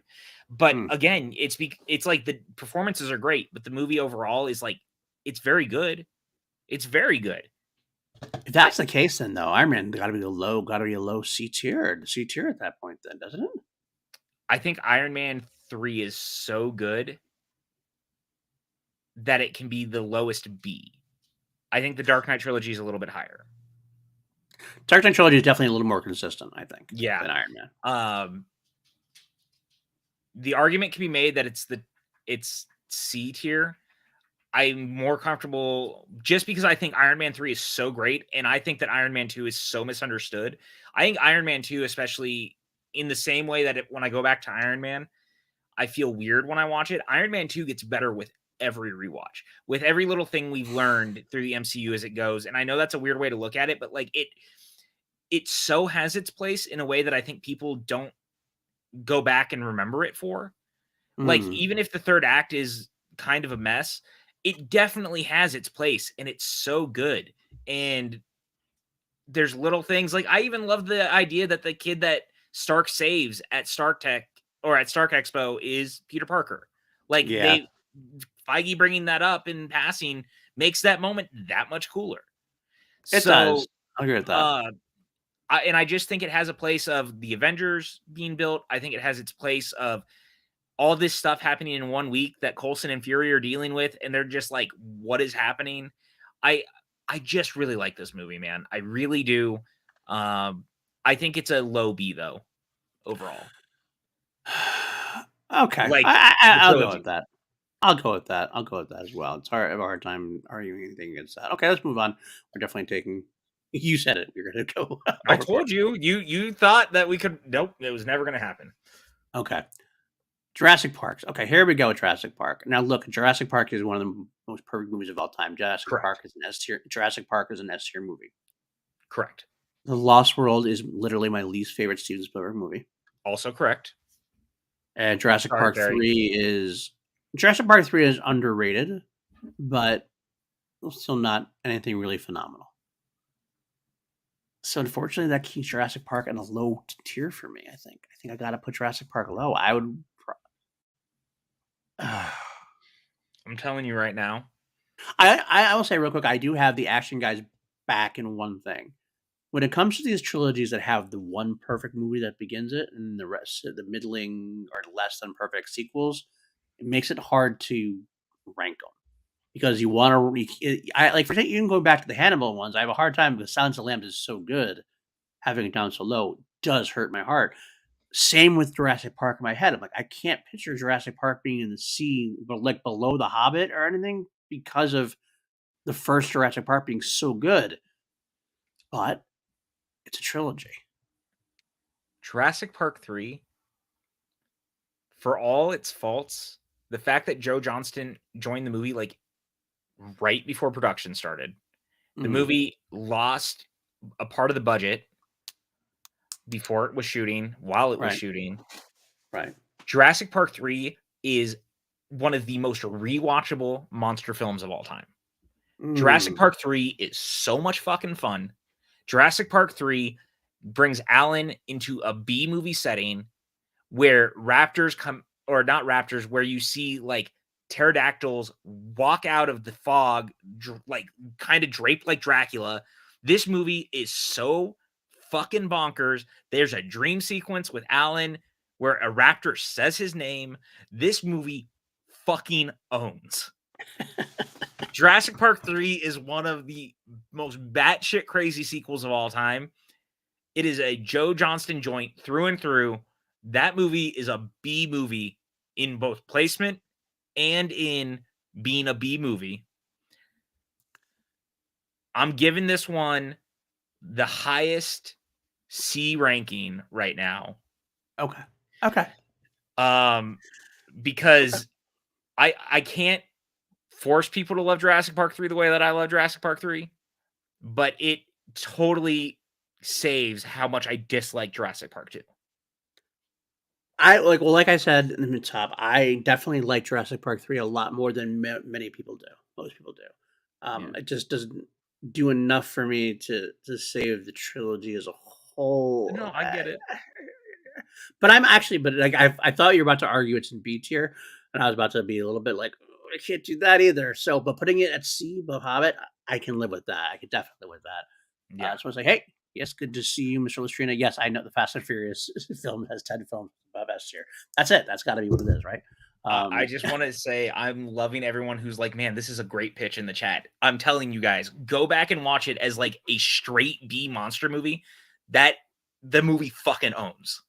Everything about it is so good. What's up, Matt? What's up, Matt? I was good to see you. Will always go to bat for Jurassic Park 3. Wait until you guys get to hear my pitch about Indiana Jones 4 for the people who don't like it. I turned people around at the bar after Collision. I think it was Collision. I don't remember where it was. Whichever live show we did, I definitely had a longer conversation with a bunch of people at Barney's, and I got people to turn around on the movie, and I felt so good about it. Yeah, because my pitch for the movie is so like that's where we're at, man. I'm here for it, man. I'm here for it. We'll have that discussion at some point, absolutely. Okay, we're gonna go with that. All right, now we have Lord of the Rings. I don't even need to put this in placement. This is definitively it's an S tier. Yep. And I would actually put it at the top. I think it's the top. I think it just is. I can't argue anything else. I mean, it is probably the most consistently made perfect movie series of all time, as far as trilogies go. It's just there's one through line. People could argue that there's some lesser parts of Return of the King, which is the only Best Picture Oscar winner of the three. I think it's one whole story. The funny thing is Return of the King is even better at 4 hours than it is at 3.5. I agree. I fully agree. I like these. I mean, I like the extended versions of all of them better. I do too. So I don't watch it. I haven't watched the theatrical version in years, to be honest with you. But okay, I think we don't have much. We could gush about it for a long time if we want to, but I don't think there's anything to be said. I think nobody disagrees that it's up there. No, this is a S. Anyone who says otherwise, like, look, everyone's opinions are their opinions, and that's fine. But I think Back to the Future is my favorite trilogy of all time, but I think Lord of the Rings is one of the most well-constructed series trilogies ever. Period. Point blank. Done. Even Ben and Drew put it at S tier at the top. That says something. Yeah. Even they're whacked up. Yeah, and they have some wacky fucking opinions. So, all right. Speaking of which, let's talk about The Matrix. Okay, this is a this is where we're going to maybe lose some people potentially, I think, between you and me. But that's good. Maybe. Matrix has one of those perfect first movies. Second and third are divisive. And we got to go, honestly, there's another thing. It's not a trilogy anymore, really. Nope. But like Indiana Jones, we would use the first three as the trilogy. Although I will say, I'll put this right now. I'm not going to talk about it too much on this show. I think Resurrections is fucking awesome. It slaps. Go watch it. Resurrections is one of the greatest sequels of all time. I love it so much. My second favorite Matrix movie, actually. Mine too. But we'll go into here. Matrix has one of the most perfect movies of all time. The original Matrix. Whoa, second and third are very much more reliant. Whoa. What a hot take. Even Mabel was like, what just happened? Are you talking Matrix? Are you talking Matrix? Is that wow? Oh, the third one is the only good one? That's what I'm saying. That's a hot take. That's the hottest take I've ever seen. A hot take in there. I will say, yes, Mike, it is. That's possibly. Well, I will. There's one to argue, but we'll get there. This isn't actually a trilogy, though. Enough in 2 and 3 to enjoy it. Battle of the Machines was solid. I get that. I actually think the Battle of the Machines is solid, but I think it actually goes on a little too long. I actually get more excited about the other stuff that's going on with. I'm one of the suckers for the Architect and Neo and what's going on Neo Trinity, the Architect. That kind of stuff actually makes me excited. I know, but I'm going to be honest with you, dude. The more as everyone knows, I was very honest about it. I never liked Revolutions until last month. I remember you saying that. And I There's found another hot take from Mike though. It's Reloaded. I hear better than the original. Wow. All right. Okay. Wow. Go ahead. All I was gonna say is like I actually came around on how much I enjoyed the battle with the machines. I was like, I never liked that part, and I was so drawn into it. I was drawn into all of it enough that I reevaluated 2 and 3 in a way that I had never done, and I loved it. I'm sorry. I had to laugh at the chat real quick. Yeah, it's Middle Farther first. Matrix. That makes a lot more sense. At least in the argument. I was gonna say, man, like that's my shit. Sat in the first 2 Matrix movies. Like, that's my shit. That's my shit. That's why I was so confused. I was like, man, that is the craziest take I've ever seen. Look. Go ahead. I'm sorry. Go ahead. No, you're fine. I'm glad that we got to laugh about that. I look, end of the day, these are straight up A-tier movies. 100%. I think the trilogy overall just gets better with age. I think that the more that we have these relationships in real life with machines in our everyday purpose with phones and stuff, it's surprising how relevant the stuff that the movies are saying is. The philosophical side of it is so fascinating. I really get drawn into everything that's going on in these movies. It's so good, and it's above the Cat movies. Okay, so you're saying above the Cat movies, and what about Alien? I still think that there's there's one more. I could put it above Alien. I could too. I honestly could too. I actually, and I'll be honest, and this is maybe a hot take, a very big hot take. There's a part of me that wants it above Bourne because as much as Bourne is a consistent action trilogy, I feel like there's more exciting things going on in the Matrix. It's more like Bourne is fun. Like you said, fast. Two of the Bourne movies are kind of the same. Also, like 2 and 3 are like very interchangeable. Mm-hmm. Yes, that's what I'm saying. I think that Matrix does a lot more in-depth thought into it. Like there's a whole lot to think about. It sits with me more. Bourne, like I watch it, I'm done with it. And I gotta be here's a hot take on Bourne, and I love Bourne. Don't get me wrong. I sometimes I got really concentrated and go, which one happened in which film? Yeah, that's what I mean. They're very interchangeable. All right, I'll say we can put it above Bourne. Okay. Woohoo! Sweet. All right, that's where we're gonna go with. Good. All right. Yes, I know. I get it. Real quick, I had some Streamlabs, and I want to thank you, Matt Muniz, for subscribing. I appreciate that. I also want to thank PJ Campbell for subscribing. Son of a bitch. I think I was going to call you out for that. You subscribed 2 minutes before the show goes live. You did it right as I drank water, and water almost came out of my nose. I didn't realize I was not subbed to the channel until today. If you haven't subbed to the channel, this is your time to hit that sub, hit that like, hit that subscribe, and I host stuff here, guys. Son of a bitch. We do have a one from John Lestrina, of course. Love you, man. This says, quote, I used to drag here back in high school. That railroad crossing up ahead is exactly a quarter mile away from here. I'm green. I'm going for it. Dominic Toretto. Shocked I appreciate John Lestrina's entire latching on to the Fast franchise. Let me ask you a question. Let me ask you a question about John Lestrina. Who is more committed? Is it John to Fast and the Furious or me to Ed Harris? And I'm going to argue you were going to ask between him and Ferris, because isn't Ferris like... Ferris loves the Fast and the Furious, but not like John Lestrina. John Lestrina brings Fast and the Furious to every conversation, every Streamlabs, every... Does Lestrina have the Fast and the Furious shirt? I guarantee you. Shirt. Oh, not really. He should have a Dominic Toretto shirt like Ed Harris. But like you have an Ed Harris shirt. That's true. I'm just saying, I got to give it to you. Well, I appreciate that, but obviously either way, John, I appreciate the commitment. I obviously understand and appreciate the commitment to something. I salute you. Lestrina, you are S tier. Agreed. All right. All right, so we're happy then. We'll put it A. That's good. That's solid. I'm happy for that. Yeah, four shirts. He has 4 shirts. Okay, good. Shit. He might win. Anyway. I have 4 Ed Harris shirts. Does he have 4? You got to get a shirt like a... No, you have 5. Know what? Mike, this is the one. That is what I want right there. This is what you want Ed Harris to join Fast 11. Ed Harris as a villain in Fast movies.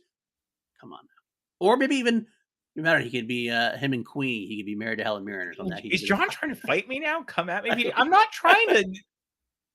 I respect the shit out of it. What the I love the Fast movies. I own all of them on 4K Steelbook. Okay, let's go on then.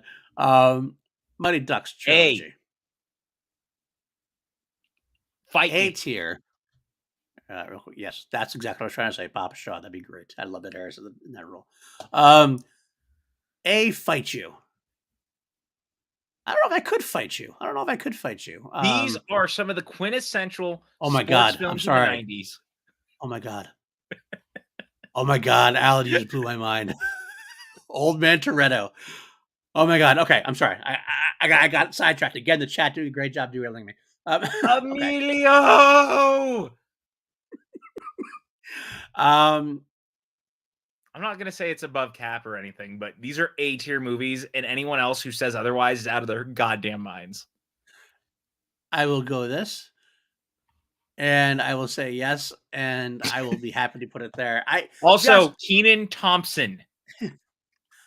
Here's where I give you not a hot take, but a hot like surprise thing. I don't really remember much of D2 and D3. I haven't watched them in forever. Brother, you gotta rewatch them. I love the original D and Mighty Ducks. I watched it and thought it was great. 2 and 3, I just never really watched. I have no really argument against it. I'm kind of like the Ben and the Back to the Future 3 scenario here. I watched them when I was a lot younger, but I just can't really go much further than that. So I will leave this to you, and I'll put you at the end of A tier for you as my friend and host, fellow host. I love you for it. And okay. All right. Pirates of the Caribbean. Are we doing... It's 1 through 3, and 1 through 3? Straight up, I'm just gonna say it. The first movie is one of the all-time great adventure films. Yes. I really have a soft spot for the third one. Mm-hmm.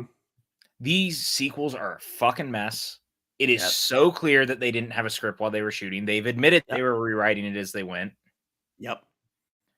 I really enjoy it, but they're C. I'm sorry. We're on the same page. We're on the same page. Now, where in the C tier? It's the top C. They're the most well-made of literally everything on there. Yeah. But yeah. Other than maybe the original Jurassic Park. You know, the original Jurassic Park will beat out the original Pirates of the Caribbean for me, but the 3 Pirates movies together beat the overall Jurassic Parks. Yeah, I agree with that. I'm having a hard time watching The Hobbit go down so far, but I get it. It's where it belongs right now. I know. I'll let it go. Okay, all right. Before we go get a heart attack from it too much, the Ocean's Trilogy. I again like this much better than Ben did. I know that much. I think the original Oceans is probably one of the most perfect heist movies. And I tried to say this a little bit on air. Didn't get into go into too depth. I'm a sucker. I was watching This Is the End last night. I'm a sucker for Hollywood's friends getting together. Like it just seems like these guys are gonna get together to make a movie just because we want to make a movie together and have fun. Literally every Happy Madison production. Exactly. Because they have fun it shows. When they have fun doing what you're doing, you almost feel like you're part of the crew. You almost feel like you're friends with them because you're enjoying it with them. And I'm a sucker for that kind of thing. So Ocean's 11 especially, spot on, one of my favorite movies of the 2000s. Steven Spielberg, probably my favorite Soderbergh movie, to be honest with you. Oh, it's definitely my favorite Soderbergh movie. It's I mean, then again, Logan Lucky exists. I might put Logan Lucky over 12 or 13. Yeah. But I couldn't put over 11 for sure. But how does that translate into best trilogies? So here's what I'll say. Oceans is maybe the first one is maybe one of the most perfect heist films of all time, with one of the best cast ever. Mm-hmm. The second one is real messy, but it's super fun. Mm-hmm. I know a lot of people get lost on the Julia Roberts meta joke with Bruce Willis. I love it. I love it. I think it's hilarious. Dude, Ocean's 13 fucking rocks. Yeah. Is it a course correction to be more like the first one? Totally. But Al Pacino's great in it. There's a lot of really fun things all together. I love that the whole movie is about getting back at him for almost killing Elliot Gould. Like, that's so great. Plus, you get so much more of Carl Reiner in that one. Like, his whole thing about pretending to be the guy who goes in to rate the hotel and review it is so fucking fun. The earthquake machines, everything about it actually kind of slaps. Yeah. I will. The argument I would have against it at all, if I have arguments against it, is I actually liken this a lot to the Bourne trilogy to me, in terms of I actually kind of interspersed them in my head a lot. I was like, which happened in which? Oh, ocean? really? They all feel very different to me. And it might be because I haven't watched them in a while. That could be part of it. I've rewatched the first Ocean's movie a ton, so I know that better than the other two by far. But with that in mind, I can't put it anywhere below A. I can't either. I love this. It's a straight A movie. I would say it's over the Caps. I'd say it's over the Ducks. I don't know if it's not. Is it over the Alien franchise? Wow, Star Drew saying over Godfather, even over S tier franchise. Wow. I mean, look, man, I respect the shit out of it. Even Mike said Oceans is either A or S, and he wouldn't argue it. So, all right. I might put over Aliens because I would have a hard time. I almost like it better than Bourne. I almost do. I'm with you. That's where it belongs, right there. I'm okay with that. Happy spot. It's a happy spot. Oceans deserves it. I think the only thing Oceans doesn't have that some of these other have in this series is that it's not as like what's the word I'm looking for? It's not revolutionary. It's not like but Matrix reimagined things. Bourne was kind of like a reimagining of action at that point, really kind of not inspired action, but really kicked action back into gear. Alien had such a definitive impact on the rest of horror and sci-fi. Oceans was just kind of a fun heist movie. And that's okay though. It is. It doesn't need to reinvent the wheel, dude. We got fucking Mighty Ducks in the A tier. It's true. It's going to go down. We haven't decided how many do we have per thing. Let's see where we end up, because I actually think looking at it, I have to do 5 each. Yeah.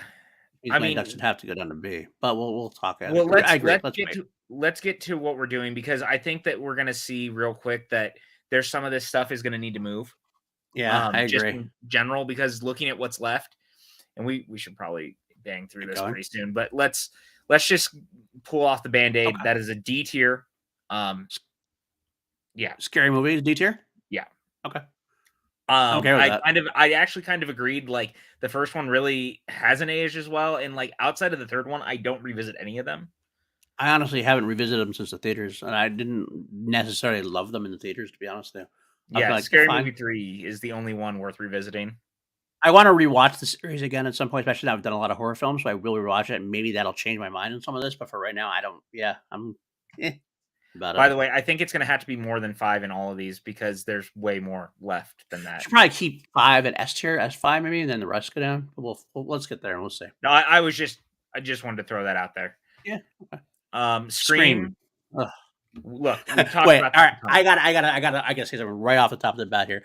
On PLD projects, I have a very big problem with the Scream franchise.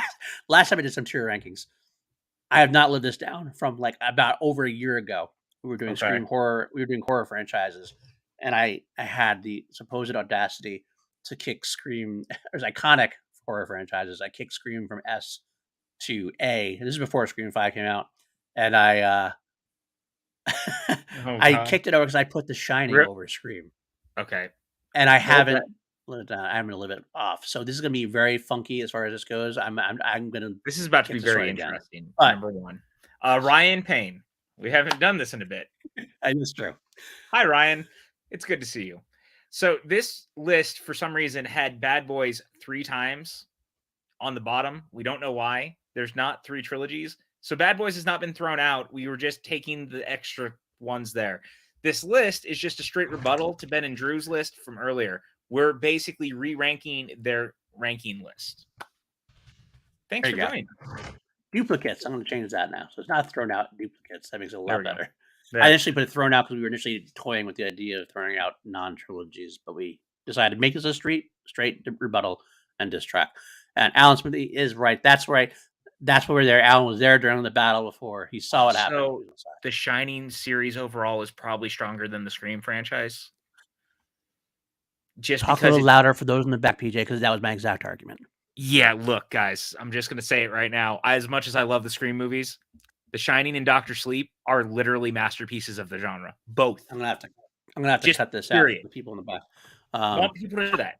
Only Kelsey. Especially the director's cut of Doctor Sleep. But that doesn't change the fact that even though the theatrical cut is a fucking banger, The Shining and Doctor Sleep are two of the most perfect, seamless, awesome continuations that just work together in a cohesive fashion. Scream is fantastic.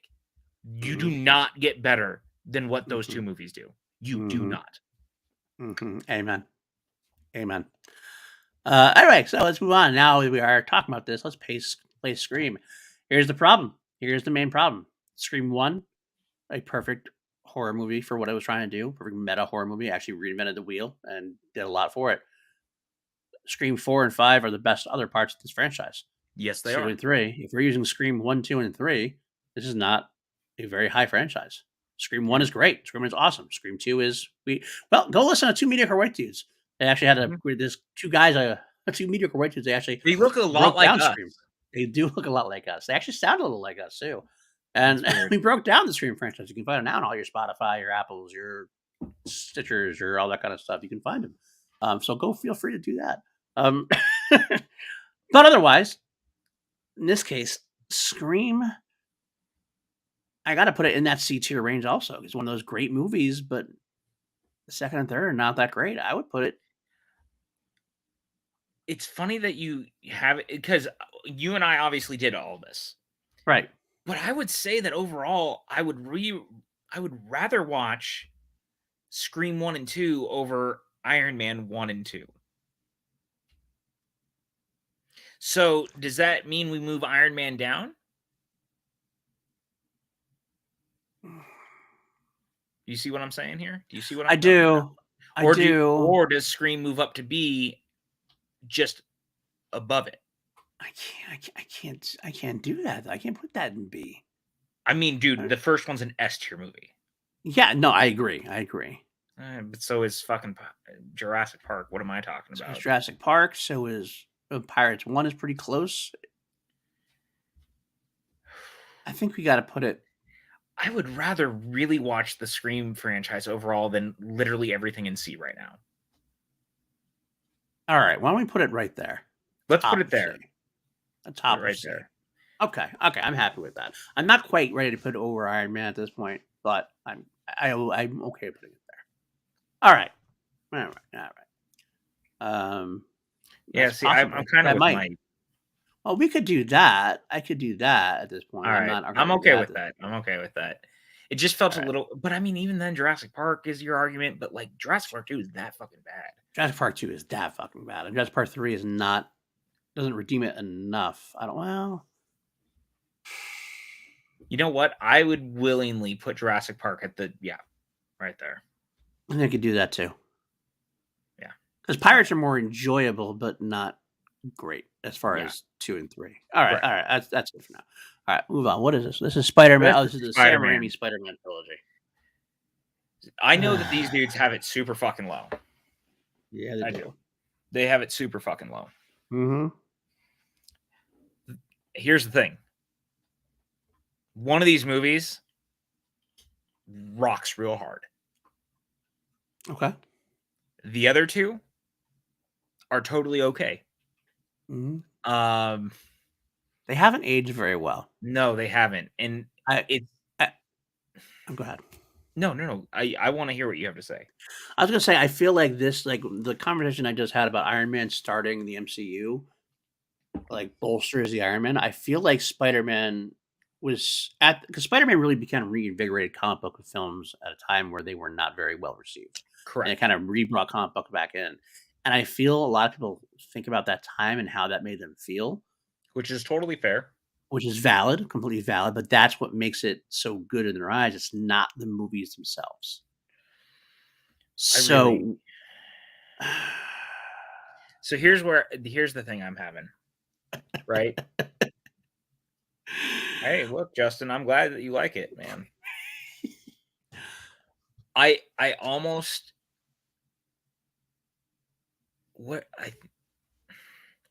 I have a hard time not wanting to put it at B, because I think that overall I'd rather watch them than the Iron Man trilogy. But I do also agree with you that they haven't aged as much in the right way.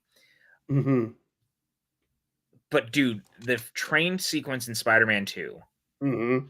is so great. Alfred Molina is so great. Willem Dafoe is so great. The villains are all well cast. Thomas Hayden Church is great. Yeah. Even, and I'm going to say this on air as we're talking about this, Topher Grace is perfectly cast as no, hear me out. I see the face you're making. As the anti-Peter Parker. That is the Venom that movie is doing. It's not the perfect Eddie Brock that we all wanted, but as the anti-Peter Parker, that is the Eddie Brock that movie is doing. It is a very different take on the character, but it was the take that Raimi clearly felt the most comfortable doing. Okay. And it works in that capacity. I'm not saying it's the right take.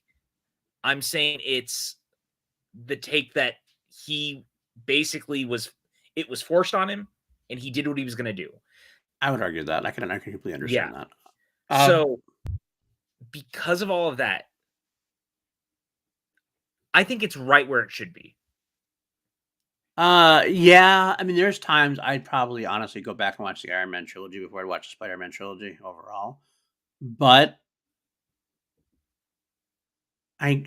sometimes feeling does matter, and sometimes feeling can encapsulate a movie. It's more important than what the actual nuts and bolts of the movie are. And Spider-Man 2 gives me that feeling. Spider-Man, the first one, still is fun. Yeah. Spider-Man 3 actually does have fun parts to it. It's still it's a trashy movie overall, but there's definitely some fun parts to it. I'm solid putting it there. Definitely nowhere. It's not. Yeah, the Dark Knight is definitely over it. Yeah. So I'm happy with it there. And I'll say this: I didn't even bring it up. Yeah. You know why else it's B? Why? Bruce Campbell. B for Bruce Campbell. Okay, fair enough. Bruce Campbell. We do have a Streamlabs from Kelly W. Kelly. Hey, Mabel popped up for this one. Oh, look at that. It says, I had to donate to the Action Guys to get Back to the Future into the S tier. So here's my support for you for rebutting them. Thank you.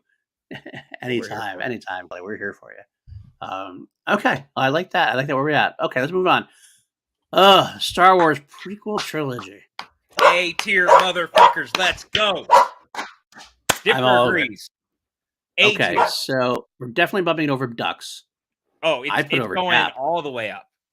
All the way up. It's going all the way up. I can't argue that. Look, I can't argue that at all. This series is so good. It is so ridiculous how good the prequels actually are. I agree. And I don't love Attack of the Clones, but the storytelling it's throwing down is so great. The sequences in Geonosis are so good. Revenge of the Sith literally ends up being maybe the most George Lucas-y movie of all time, and is the perfect finale for him to do Star Wars. It is the most space opera film maybe ever made. It's the perfect encapsulation of literally anything Star Wars. Phantom Menace introduced one of the greatest blockbuster sequences of all time twice. Double-bladed lightsaber with Maul, Obi-Wan, and Qui-Gon, and the pod race. These movies are fucking bangers. I agree. Thank you, Dipper, for the support. These movies rock. Amen. McGregor, fuck yes. Natalie Portman, fuck yes. Liam Neeson, fuck yes. Yes, that's right, Dipper. These movies are great. I don't know why I thought I was going to fight this at all more, but I'm excited that you're so encapsulated, that you're that passionate. I just sat back and let you go. It's I'm going to wind PJ up and go PJ. I will totally agree with you on that. I think world building, there's nothing better than world building in the prequels. And so much of the Star Wars today that you know and love is all based on a lot of prequel stuff. And damn right. The fight sequence between Obi-Wan and Anakin was so heart-wrenchingly powerful and well choreographed, and it was beautiful in every single way. There is nothing wrong with these movies at all. I don't understand. You could argue wooden acting, or you can argue it doesn't matter. Sorry, Dip. Now I gotta get you to calm down. Even the original trilogy has wooden acting. People love to overlook that, but Mark Hamill is not the best in A New Hope. Harrison No? Ford's not. Alec Guinness doesn't want to be there. Like, Oh, and yeah. that's fine. I love them. But you can't, just because we had the original trilogy doesn't mean you get to overlook the same stuff that the prequels are doing. Mm-hmm. Dude, the prequels are so. I was 9 years old, sitting in the theater, watching The Phantom Menace when it came out, blowing my mind that the Star Wars movie that I was watching had a kid my age in the lead. And I have never forgotten that. I used to put up a Christmas tree every year while watching The Phantom Menace on VHS. Nice. Let me just say real quick, this is the thing, is that I think the prequels are getting a little bit better, looked better upon as they age, because for exactly that reason, people like you are growing up with them.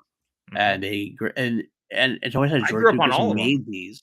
George Lucas made these for, the 12-year-old boy, or in your case, the 9-year-old boys, or whatever, or 9-year-old girls, whatever too, as well. Just the kid, they're for children. They're fairy tales for children. And good And night, Michael K. We love you. good night. Oh yes, Mike. Sorry about that, Mike. Yeah, good night, Mike. That's all right. I just want to make sure I said it to him before he'll hear it if he's already gone. This might be something we decide to do as well at some point. We might just do an entire. Justin was so complimentary too. He uh, was like, "I love PJ's passion with the films he's super passionate about." Yeah. Like, there you go. Absolutely. And hello, Dan. Hello, Dan 9. Most handsome man. Most handsome Dan. But yes, I agree 100%. I'm putting him above the 8 tier. I watch these still at least like twice a year. I still watch the whole Star Wars saga.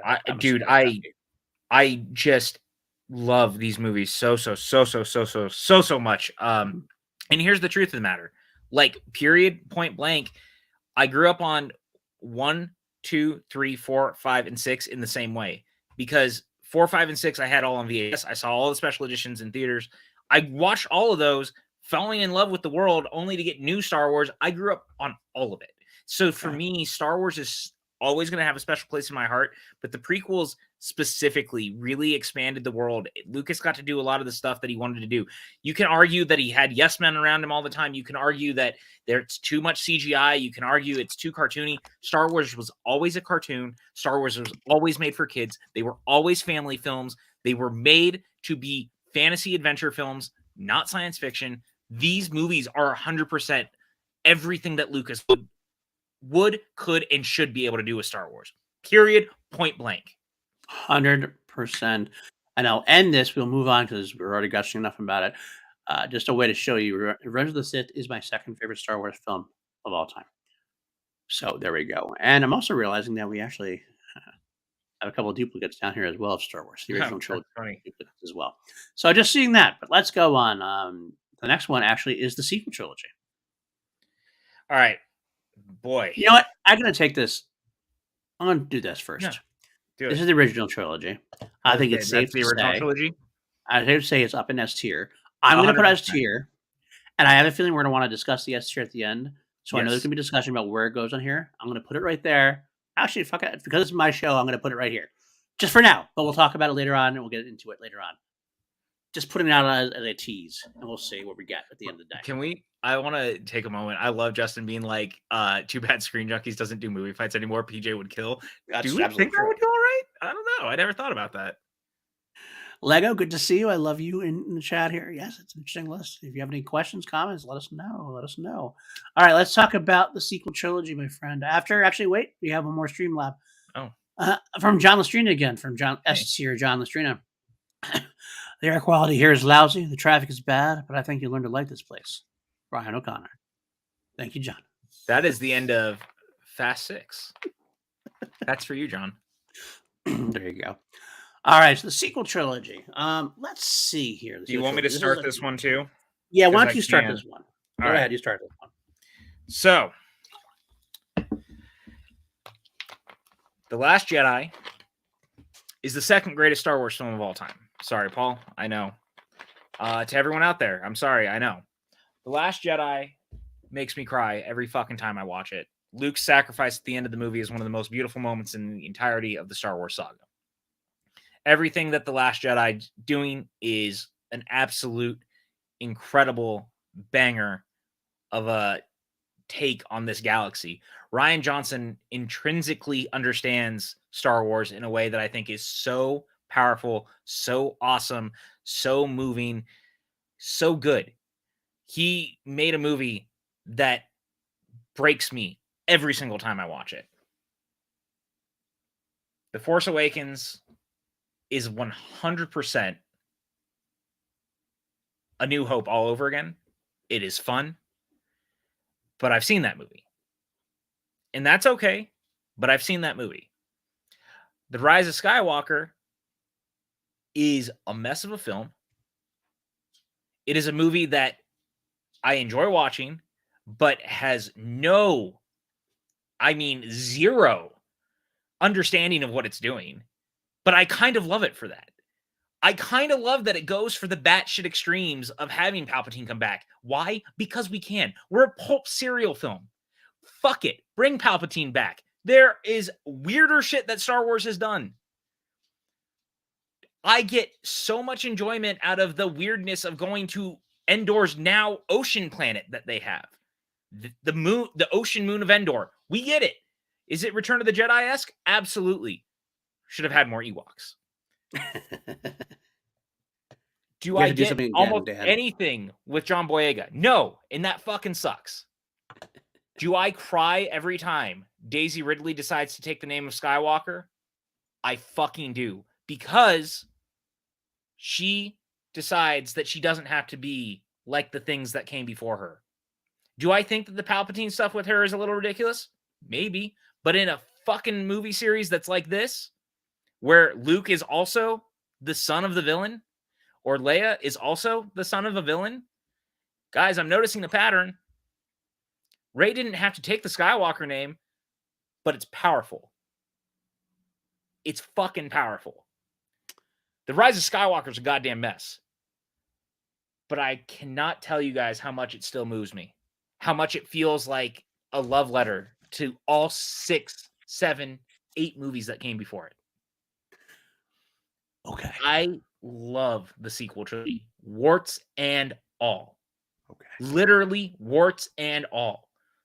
Okay. This series is so good, and like the prequels, will continue to be reevaluated. It will continue to be looked at in a shining, positive beacon of hope of, you know what? Star Wars is really fucking cool, does really cool fucking things, puts really cool fucking people on the map. I love this world. I love this series. Okay. I'm going to take a breath, and I got a little bit of my own. No, go for it. I'm not going to fight you. I'm going to take a break and say Dan and I. So I want to let you know. For a second, I thought there was no Cornetto trilogy, and I almost got very mad. Dan, we did this before. Let's let you know. We're going to let you know.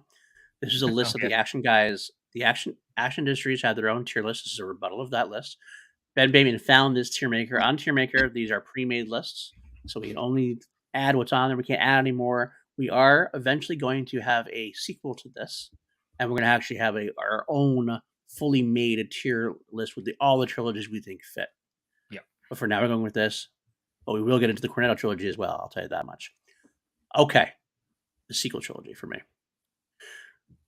A lot of this is basically preach PJ, and I'm here for you on this.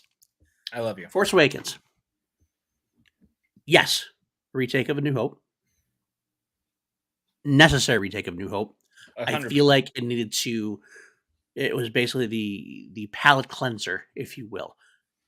As much as I love the prequels, the prequels were a little bit divisive, obviously. It's almost like another third film in a franchise that just came back did something really fucking similar that people were complaining about online. Funny how that works. Now let's get into the rest of the things. The Last Jedi and Rise of Skywalker.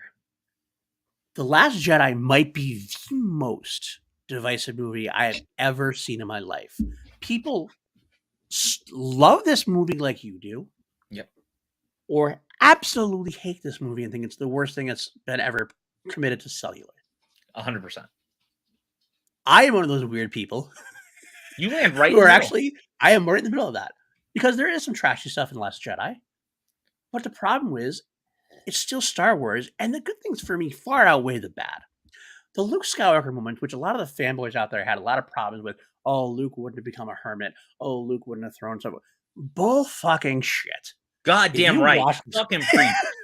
If you watch these movies growing up, if you watch anything that's going on, you know that Luke has impetuousness. The fact that he raised his lightsaber to Kylo Ren or to Ben Skywalker, Ben Solo at the time, made absolute sense to me. The fact that he didn't swing, absolute sense to me. The fact that he raised the lightsaber, 100%. Do you see what he did in Return of the Jedi? Yeah. That's what he does. He just is impetuous.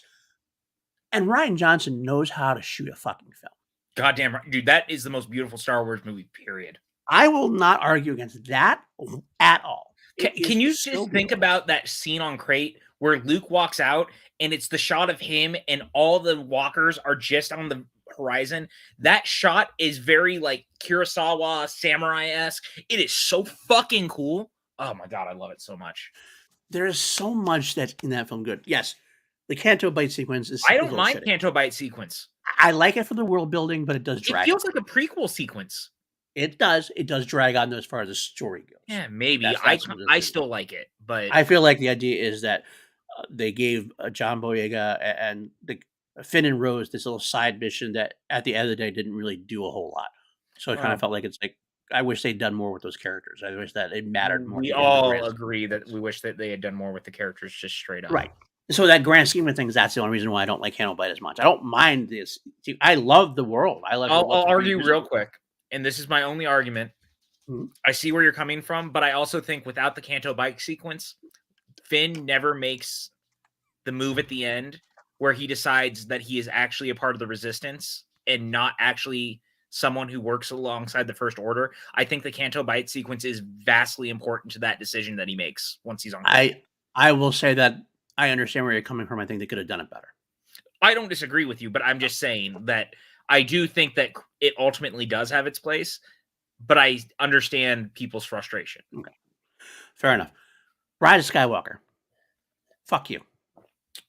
To everybody who doesn't like it. Oh, I was like, I'm sorry, what? Yes. Is it sloppy? Absolutely. Is it a mess? Absolutely. Is there stupidity to it? The Palpatine going whatever? Absolutely. I don't care. I am in this world. I get to see Han Solo come back as a memory. I get to see Luke Skywalker come back as a Force ghost. Even get to make fun of himself. We have Rey. The whole Rey choosing the Skywalker name, I fucking love it. And I don't give a fuck anymore. I hate that for a while because everybody used to say, this is that's awful, that's stupid, that's stupid. I don't care. I loved it. I thought it made the most sense in the world that Rey is. The idea is we get to choose who we are. We get to make the choice of who we are and the actions we stand by. Rey at that moment decided that I am a Skywalker because that's what I want to be. And to me, that was a powerful, powerful moment. She came from a villainous legacy, and she's saying, I don't care. I'm going to redeem myself, and I am not a Palpatine. I'm a Skywalker, even if I'm not blood related to being a Skywalker. Can I interrupt you real quick? Go ahead. Yeah, pull up Justin's comment real quick. This one? Yep. Yes and no. He wasn't necessarily there because he believed in the Resistance ultimately. He was really there because he cared about Rey. Yeah. I think ultimately, if you go back and watch it, that's really it. Remember, do you have a boyfriend, cute boyfriend? He really cared about Rey. They kind of threw their entire romance and stuff, potential romance rather, out. But even the first thing he asks about when he wakes up in The Last Jedi is not what's going on with the Resistance. It's where's Rey. True. Very true. He was not a part of the Resistance. I agree with that. He was not a part of the Resistance. He was in that for his friends. Yep. He had to learn. That's why at the beginning of The Last Jedi, he's so willing to just jettison off. He was never there because he cared about the Resistance. He was there because he cared about Rey. Right. Exactly. And that's not a diminishing fact. I mean, that's humanity. When we care about something we care about. Definitely comment, John. Yes, I get that. Exactly. Good call. Ryan's right there with you. I just love so much. Again, part of the thing also about Rise of Skywalker to me is the build up to it. One of the trailers, one of my favorite trailer of all time, the music they use. And Palpatine's coming back. If you remember, they showed this trailer at Celebrations. Yep, I was there. There's a picture of me after I saw it, and I had tears in my eyes. Because Palpatine laughed, and then Ian McDermott walked on stage to just said, roll it again. And the crowd, tears in your eyes, tears in everybody's eyes. Do we really care that much how he came back? It just made sense to me. It made sense to me. It's fine. It doesn't matter. It doesn't matter. I mean, not that it makes sense to me. It doesn't have to make sense. Sometimes we can just kind of go with it, go with the flow in a pulp serial. And that's what this is. Star Wars has always been a pulp serial. It's not 100%. fact. It's mythology, people. 100%, I mean, dude. So that always one of those things that, like, it just listens. I mean, yes, there's sloppiness to it, but there's a lot of anger towards Rise of Skywalker, which I never got. To me, it's funny. I like them. They're both about the same. Last Jedi and Rise of Skywalker are about the same to me. That's going to blow everybody's mind because usually the people who love Last Jedi hate Rise of Skywalker and vice versa. That's what I found in the realm. I like space wizards and laser swords. Pew pew pew. Sue me. Sue Okay. me. You spent a long time on Star Wars, which I knew we were going to, but let's move on. I fear for the day. Where did we put it ultimately? We never placed it. We just spent 20 minutes talking about it and never fucking placed it. So, look, I'm gonna say it right now. It might sound blasphemous. I think it's an A tier. I'd put it above the Mighty Ducks, to be honest with you. I'd put it above Cap. I would put it above Cap also. I'd put it above Alien. I would too. I'd put it above Bourne. I'd put it above Oceans. I'd put it above Matrix. You think so? All right. I'm good with it. All right. We'll move it down there. We'll put it there. We'll put it right below Matrix. Between Matrix and Oceans. Okay, we'll go with that. We're definitely have to move. All right. Mighty Ducks has to move down now at this point. Like, there's just no. Wait. Really? You've never just watched a movie and go with the flow? This is a thing that PLD and I talk about all the time, and I'm gonna let someone in on. Is this an in joke that I'm missing, by the way? I think as Lego being like she completely understands that. I think that's what she's saying is that she understands that. Okay, I just never think about it because some people are not like you and I, and this is a conversation we've had a lot behind the scenes, and I just want to be very upfront about it in a cool way. Is that I see you moving shit around, by the way. I have to move stuff down to make it a little like we'll talk about the end, but like I want to get one more. Honestly, I think people get so set on what they want a movie to be versus what the movie ultimately ends up being. I think that's very fucking important to separate the two. I fully agree on that. I think that, and we talked about this with Scream because PLD wanted Scream to be one thing. And when he realized what it was doing and it wasn't what he was thinking, he was able to move his brain onto the track of watch the movie for the movie, get rid of my expectations. I've always believed and continue to believe that's why it's so important to watch movies that way. It is why Fallen Kingdom is my favorite Jurassic Park sequel, because ultimately the movie that it delivered may not have been the movie I thought I needed or wanted, but it was the movie that I didn't know that I actually desperately needed the franchise to do. I only watched the Fallen Kingdom one once and hated it, and then so your talk about it, I did want to watch it again and see how I feel if I try it. I'm going to try it. Guys, that movie is literally like, we need to get off the island. They destroy the island and then do an entire haunted house movie with dinosaurs. How fucking cool is that? That whole movie is literally a haunted house movie with dinosaurs because they realize they cannot keep going back to the island. I love the balls of it. Real quick, I thought I was in there. I'm Rey Mysterio. I appreciate that, John. Sad Quack Quack. I know we just push the Quack Quacks down to B. We'll get there. I think we'll see. Expectations. It's a good point. And Nice Guys. Yes, Dan. That's the movie actually took me a little bit to get into. I was able to do that midstream. I was able to do that midstream of that movie. So when I watched the second time, I loved it even more. And Lego saying, "Oh, she's an over analytical monster who interprets all media I take in." I also watch stuff like Ouija Shark, so I'm not taking. No, I love that. Lego is one of my favorite people to follow. Like, and she has these awesome takes on. You would love her takes, like on B movies, especially. Like, she takes all sorts of movies in, and I'm surprised you guys don't know each other very well yet. You should get to know her. Yeah. So okay, let's move on to that's so weird because usually it's after thinking about it, I start not liking it. Like the last Jedi after second viewing, I really started not liking it. Interesting. I generally just take the movie at face value, and once I start talking about it, I never try to overthink the things that I want to think about it. Right. I always talk about the movie as presented, and to me, ultimately, that's the thing that matters. I can't nitpick it at that point. I mean, I can, but I'm not going to. Fair enough. Fair enough. Interesting to note that our audience has been increasing over the course. We started out like 5, now we're up to like 15 people. I don't know love why all it of you is. watching. That's all I I love want all to of you watching right now, and I'm happy.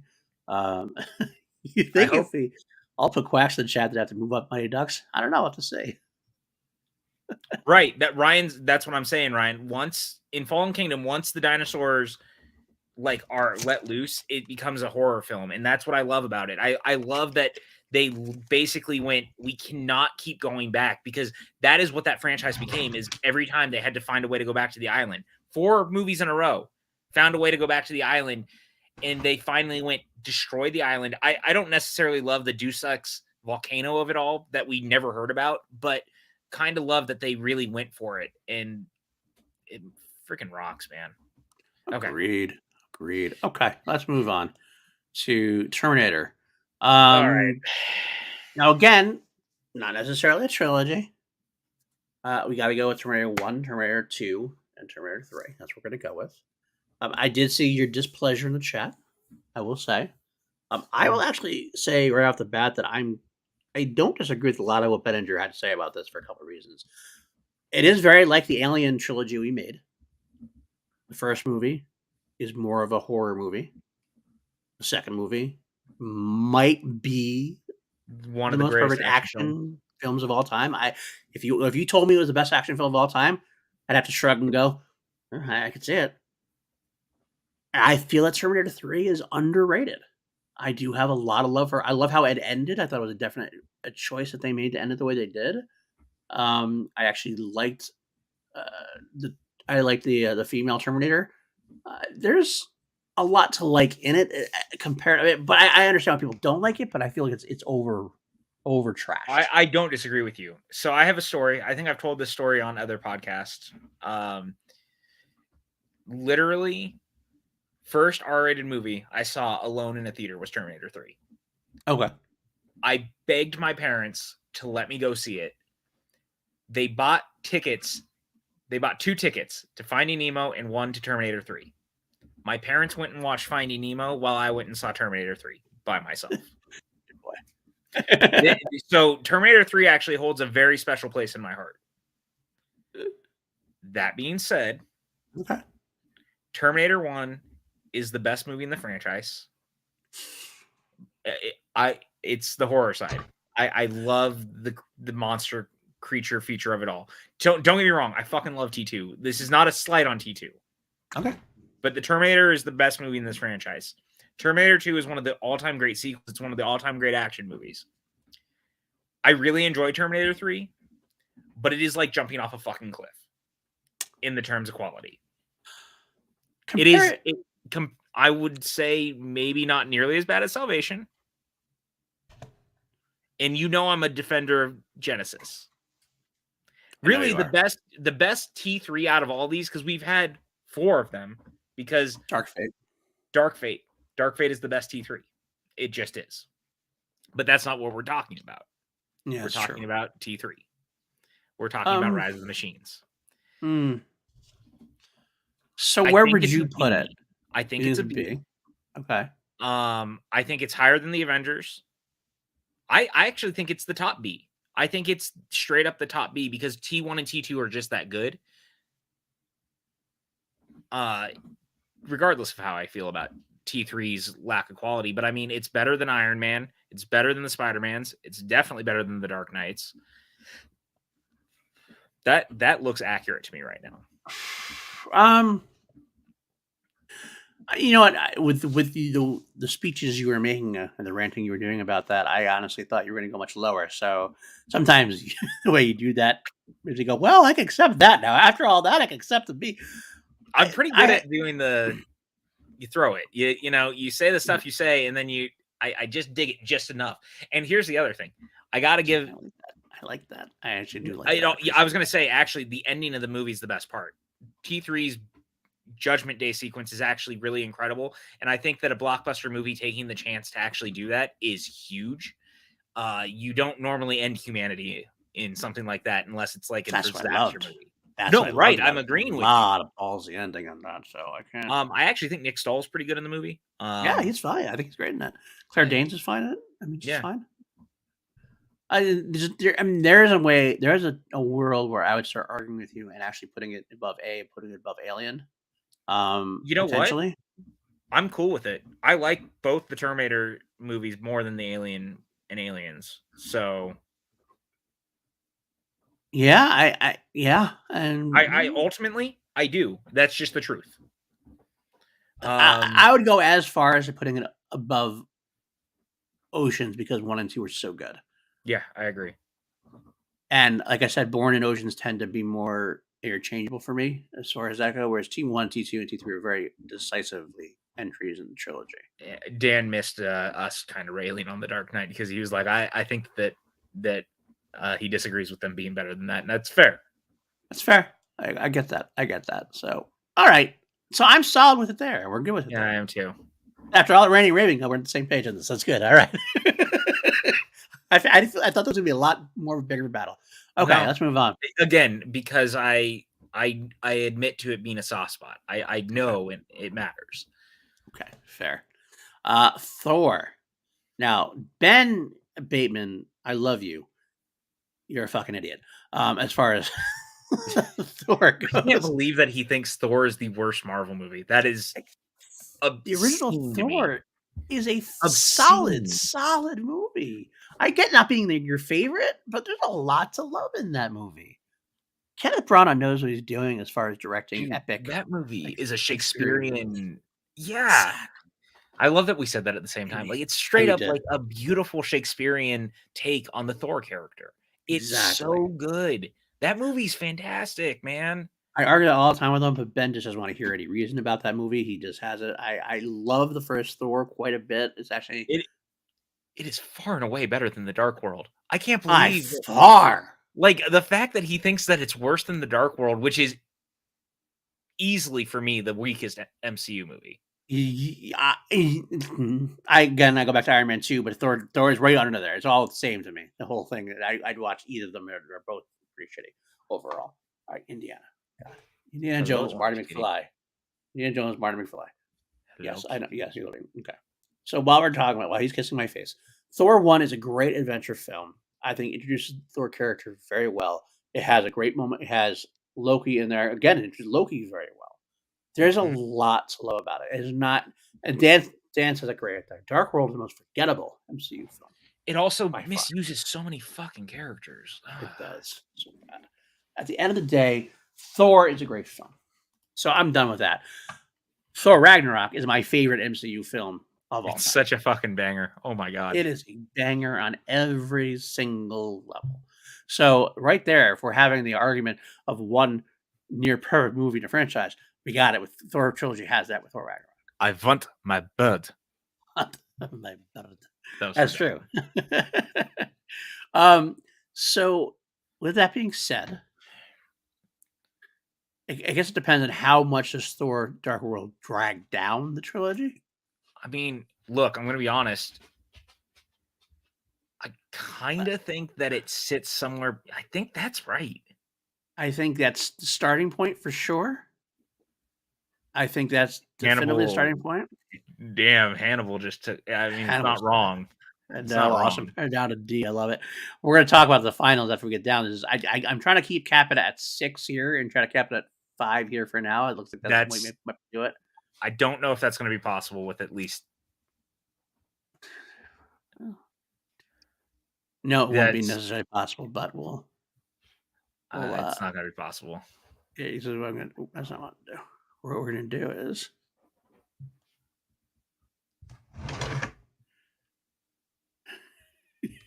There we go. Now we will. That makes you feel better. Because here's the problem. I'm going to tell you right now.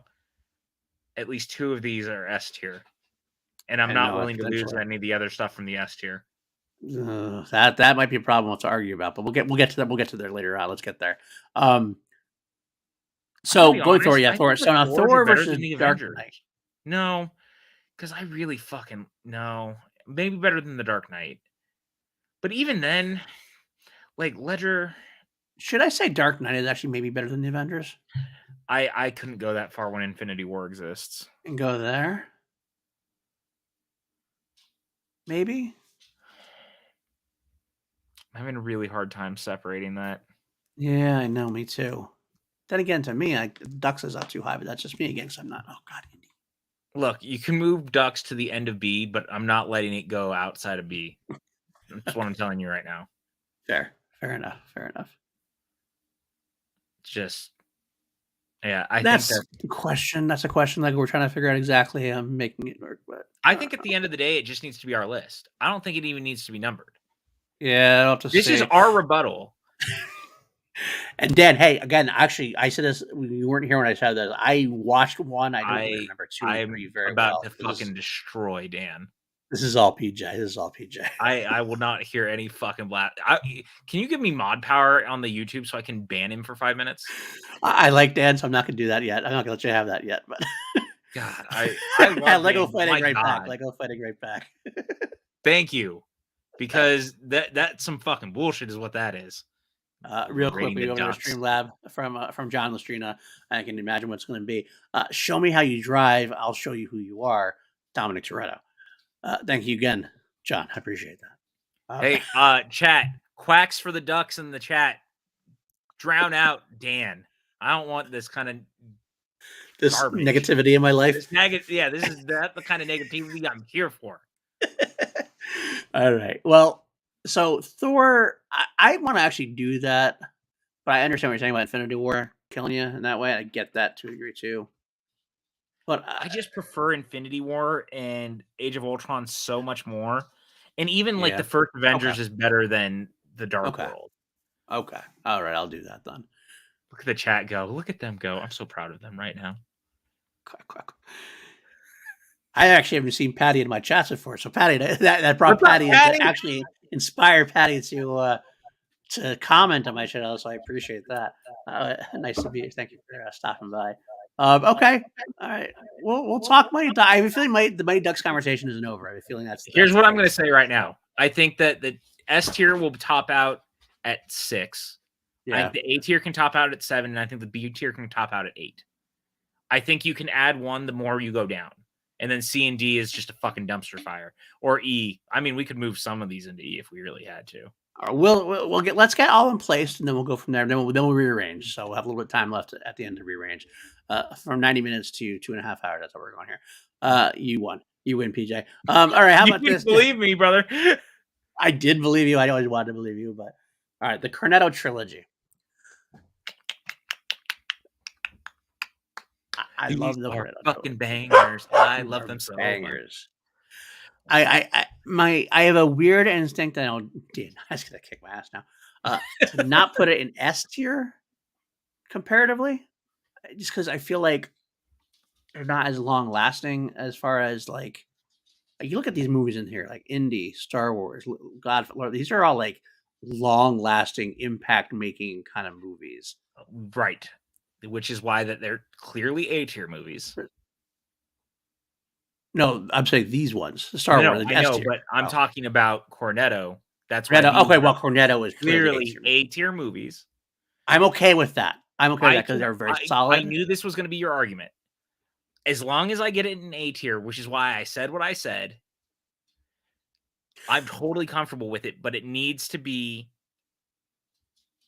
It's got to pass Star Wars for me. I'm sorry. I'm not going to say it needs to be higher than The Matrix. I will let it be between The Matrix and the sequels. But I think Shaun of the Dead is one of the most perfect films of all time. Hot Fuzz is one of the most perfect films of all time. And The World's End is one of the most perfect movies of all time. The World's End gets entirely shat on all the time, and it pisses me off because that is the most personal, beautiful, weirdly like coming of age film, but also realizing that it's about growing up and moving on. And that movie wrecks me.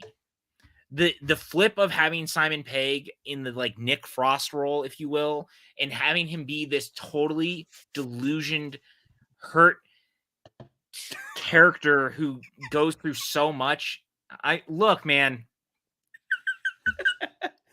Fucking. I have a feeling.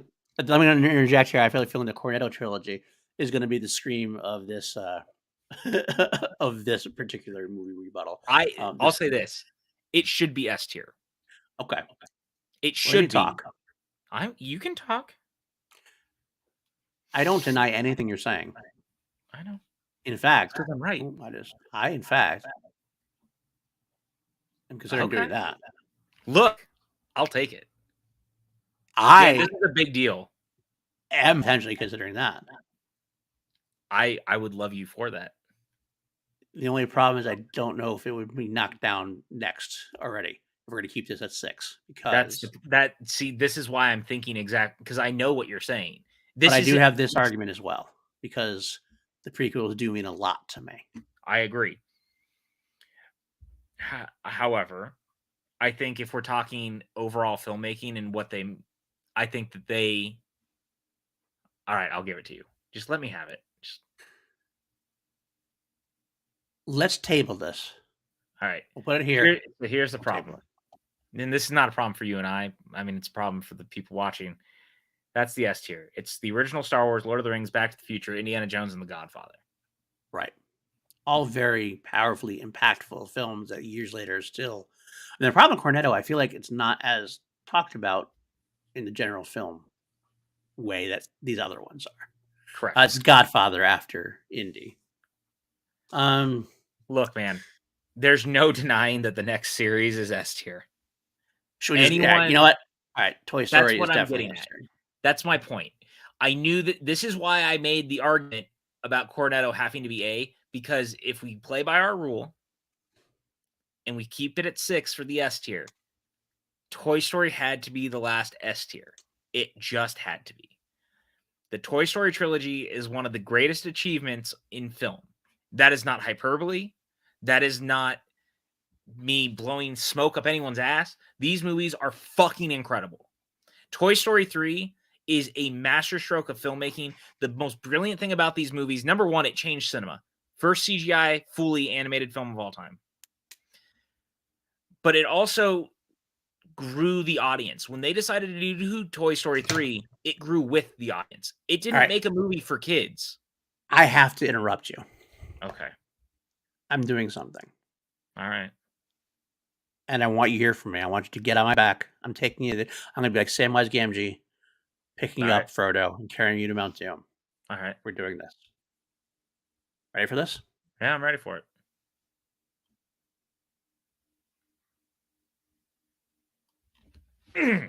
I was hoping you were going to do exactly what I was thinking. I think we Godfather 3. Godfather 3 does enough damage to move it down to A. To move it down to A, and the Cornetto trilogy is a perfect trilogy in so many different ways. I love the Cornetto trilogy. My argument before against the Cornetto trilogy being S was never that I didn't like the movies, because I think they are perfect. I love all three of those movies, and I am also a sucker for The World's End in every way, where they flip everything. Dan is wrong. Indy has no weaker movie. That's very true. I agree with that too. I'm definitely not moving it down, but I'll do Ryan, remember, Ben and Drew didn't make this list. They found this list. Yeah. They were wrong for finding this list, and that's why we're doing it. But okay. Going back to Toy Story, I'll let you continue your Toy Story discussion. Look, man, it doesn't get better. Okay. It doesn't. It just doesn't. These movies matter. They changed the world. They changed people's lives. They changed the industry. They changed everything. The Toy Story movies are basically as perfect as you can ask for. These are movies. You were not me at 5 years old seeing the first one for the first time in a theater, being blown away by the animation, by these characters, by the world. That you were not 18 years old watching, or I'm sorry, 20 years old. I rounded down 2 years. You were not 20 years old watching Toy Story 3 being totally balled over when Andy decides to leave and go to college, and you realize that I am also Andy leaving to go to college, leaving my life behind, leaving the things that I felt behind, leaving my life. You don't, it hits different. It hits different when you grew with it. I agree. Yeah, Toy Story and- fucking it rules, man. And even though I'm not counting for this here, Toy Story 4 is a really great epilogue. You know It what? is. This is an argument to have a different time. I love Toy Story 4. I still love I do that. too. think it's a I great movie. don't love some of what it does. I think this is an argument for another time. I think Buzz is weirdly undone, but Hot take, I prefer Toy Story 4 to Toy Story 2, to be honest with you. But that's okay. I That's don't. not I a think deal. emotionally, I may not disagree with you. Although Jesse being left behind is one of the most heartbreaking montages of literally maybe any movie made. Okay, I agree with that. Okay. My take on Toy Story, I'm not going to go into too much further. We're 2 hours into this, and you just made pretty much every argument I would ever make about Toy Story. Toy Story is a perfect, especially if you have kids too. You understand the whole transition from yourself to kids, like I have. And I think the Toy Story is again, perfectly made movie trilogy. Everything hits home almost every time. I mean, there's an argument to be made. The only argument I've ever heard against it is that sometimes it seems like Woody and Buzz get reset for every movie to a degree. It always seems they kind of go back and forth in the relationship. I don't know if I just necessarily agree with that. I don't. Movie. Yeah, it seems like sometimes it I would say happens. period. There's arguments being made. Let's put it that way. I guess interesting. I never thought about it, but I agree that overall, there's not really a better, especially animated trilogy at this point. I think that's got to be in there. So we'll move on. We're both in agreement. Not much we're discussing at this point. So let's move on. John Wick, which again is not going to be a trilogy for too much longer, so we'll take it as it is. Is this my hot take? Perhaps I don't know. I just don't know what it's so hard for me to look at it as a trilogy because we know there's more coming. Yeah, that's true. And it doesn't feel complete. It's Right. not. It's not complete. Um, It hasn't been complete since the first one. Every movie I know. leaves it so open-ended that I'm waiting for the next installment. You know what I'm saying? That's kind of the brilliant thing about a lot of, or bad thing, I guess, depending on how you look at it, or some of the stuff on here. But like these ones on here, a lot of these feel like complete trilogies. If we look at it, the original Star Wars, Lord of the Rings, Back to the Future, the original Indies, Toy Story, Godfather, like all of them feel complete. The biggest problem right now for me is that John Wick in no capacity feels complete. No, I agree with that. But they're better than the Bourne movies. Ooh. Ooh. I don't know about that. John Wick 1 is better than any of the Bourne movies.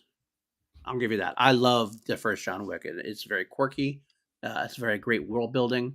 The action sequences are phenomenal. Keanu's Keanu. Yeah. 2 and 3, though, I actually would say I like the Bourne 2 and 3 better than the John Wick 2 and 3. John overall. Wick 3 kicks 3's ass in the Bourne franchise for me. But see, John Wick 3, I found I got to watch John Wick 3 again. Honestly, I only saw it the one time in the theater. I actually haven't rewatched it. When I saw it in the theaters, I had a hard time watching it anything more than a video game movie. It was Keanu going from level to level to up level, especially at the end. There, it's like I'm gonna go just to get to the boss level, and then it just kind of like something about it was, I don't know, something about John Wick 3 for me didn't sit as well as it did for some others. I think that it has like the best world building of the 3 by like a wide margin. Yes and no. Again, I got to go back into it. I almost feel like it almost went too deep into the world building a little bit in spite of the movie. Like despite as a detriment to the movie, it was too much of the world building in 3. I thought 1 was the perfect balance of that. Like you see a little bit more than we know. Like, oh, there's kind of some cool stuff happening here. 2 developed on it a little bit. 3 was almost like it was more about the world building than the movie itself. And I thought it meandered a little bit at times. It was a little bloated, to be honest with you. Again, I want to rewatch. I will say I will definitely rewatch it. I'm not going to lie to you. And I'm looking forward to John Wick 4 just as much as anybody is, for that matter. I do love the franchise as a whole. I thought Bourne 3 was a little more contained, a little more self-contained, a little more. So,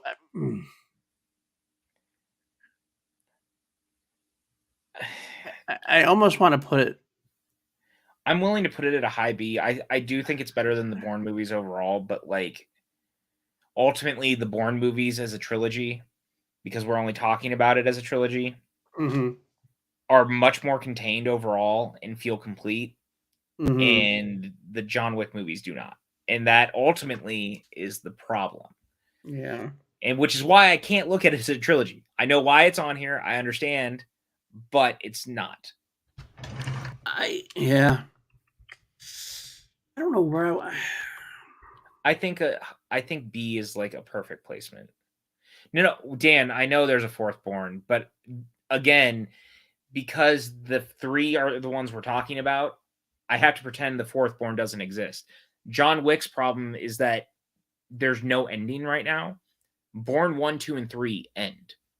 That's kind of what I'm looking at, is that no matter how much I hate Jason Bourne, because I fucking hate Jason Bourne, at least 1, 2, and 3 feel like contained stories and complete. John Wick does not, because each movie you're waiting for the next part now, pretty much, outside of the first one. Right. I guess. Yeah, that makes sense. AJ, bring back a bit. I love it. Jerry Ritter shows up. John Wick 4. I'm out. Fair enough. I'll be honest with you. I'll let it go at B. If you're fine there. There's an argument. I would probably watch the Alien trilogy more. I'd probably watch the Cap trilogy more, to be honest with you. I've watched the Wick movies more than all of those. I might even watch the Dark Knight more, maybe, but because I love the first one so much. It does not. Okay, let me preface this. This does not belong in the C franchise at all, but it does share something in that. To me, the first film is far better than the next two. But just not nearly as much as what's in C. Like, it's not like that disparity, but I think that speaks to how much I love one comparatively. I think John Wick 3 might be the best directed American action film in 20 years. Wow. I definitely can't say that. I think I really want you to rewatch it. You may still feel it's bloated, but I think the action sequences are some of the best that we've ever seen. There's so much love for Asian cinema in particular that I think is so refreshing. And they also moved it away from just gunfights, which I thought was a huge upgrade for the series. Finally seeing John using books, using knives, using whatever was at his disposal. The motorcycle fight is one of the coolest things ever. Like, dude, he fucking rides a horse and fights on a horse. This movie is wildly fantastic. The funny thing is, when I watched this the first time, I actually have watched it twice. I watched it twice. Last time I watched it was about 2 years ago. The first time I saw it in the theaters, I was actually really hyped and I was really disappointed. And I think that was part to do with what we were talking about before, the expectations versus execution and what it was. Exactly. I don't know what I expected. I just didn't. I think I love the first. Like, I think what I said before, what I loved about the first film was a very simplistic tale. It was a retired assassin, wanted to come live out his life, and that was it, drive back into life. And there was this little world building, but it was all left to our imagination. Right. Whereas the 3 was like all in on like really weird world building. You're getting the table, and now you're getting this weird assassin. You're having the adjudicator. You're having the Haley Barrett dogs coming in. The fight scenes were great. They were great. But sometimes I almost felt like they were too choreographed in a way. It felt a little... I wanted a little bit more. Sometimes I like a raw fight a little bit better. I feel like I guess I'm being hypocritical now because like somebody can make the same argument about Anakin and Obi-Wan's fighting in episode 3. But for some reason, it didn't hit me the same way. The second time I watched. Say that though, because sorry, I totally cut you off. But I was going to say I thought some of the most realistically grounded fights were in 3. Maybe that's the case, but I feel like it wasn't for some reason. I did rewatch it. I rewatched it, and a lot of it were solved. A lot of some of my issues were solved. I feel like the charm of the first film, it did come back into play the second time through. I felt like I was more involved. I knew it was going to happen more, so it wasn't quite as out of place. But there were some weird things to it still. It's so hard. Dan keeps saying I'm messing up 2 and 3, and I guess that maybe I don't think I am. I'm pretty sure remembering 3, I felt like that it got, because it seems like it kept getting more and more bigger and bigger. Like I think 3 felt more bigger than 2. Maybe I'm wrong on that. Do you feel that same way? That Dan does?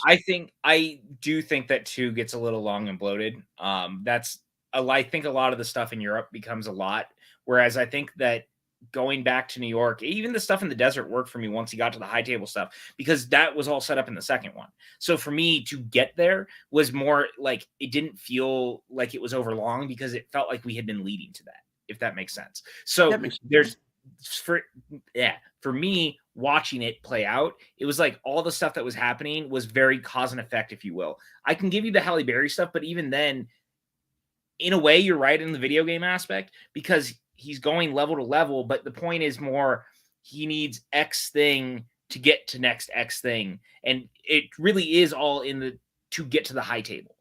Right. Everything is just to get to the high table, because he wants to put all this behind him. So for me, I'm totally cool with it, because in a way, like, we've kind of known that he was always going to be dealing with the next person. It was always going to be, the more that he got deeper into this, the more problematic it was going to become. And so for me, it totally works. Okay. I'll buy into that. I guess at the end of the day, I got to rewatch. I want to watch the whole trilogy and see if it all works to me in that way. Yeah. Again, maybe I'll give him better. Like I said, the second viewing of John Wick 3 made me like it even more than the first time. My second viewing of John Wick 2 made me like John Wick 2 better. So maybe it's one of the things where a repeat viewing actually will help me in this case. But I think right now, talking about it has helped too. That could be. I'll find that I do actually. Chris Adams, you guys are out of. I've seen some of your ranking lists. You have no room to talk, especially after the Scrooge nonsense. That's true. Fuck that. I'm still holding that against you guys. I do too. Me too. But good to see you here, Chris. I love you, brother.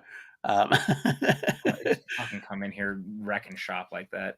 All right, so we'll leave John Wick at the top of B, and that we're good at this point. I mean, I could see Alien, but that's personal at this point. I'll leave it there for now.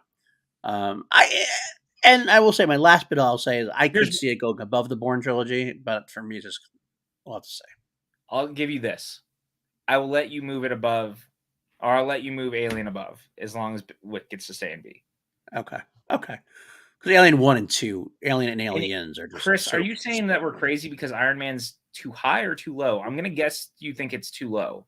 Yeah, do you see the stuff above it right now? Because I'm sorry. All right.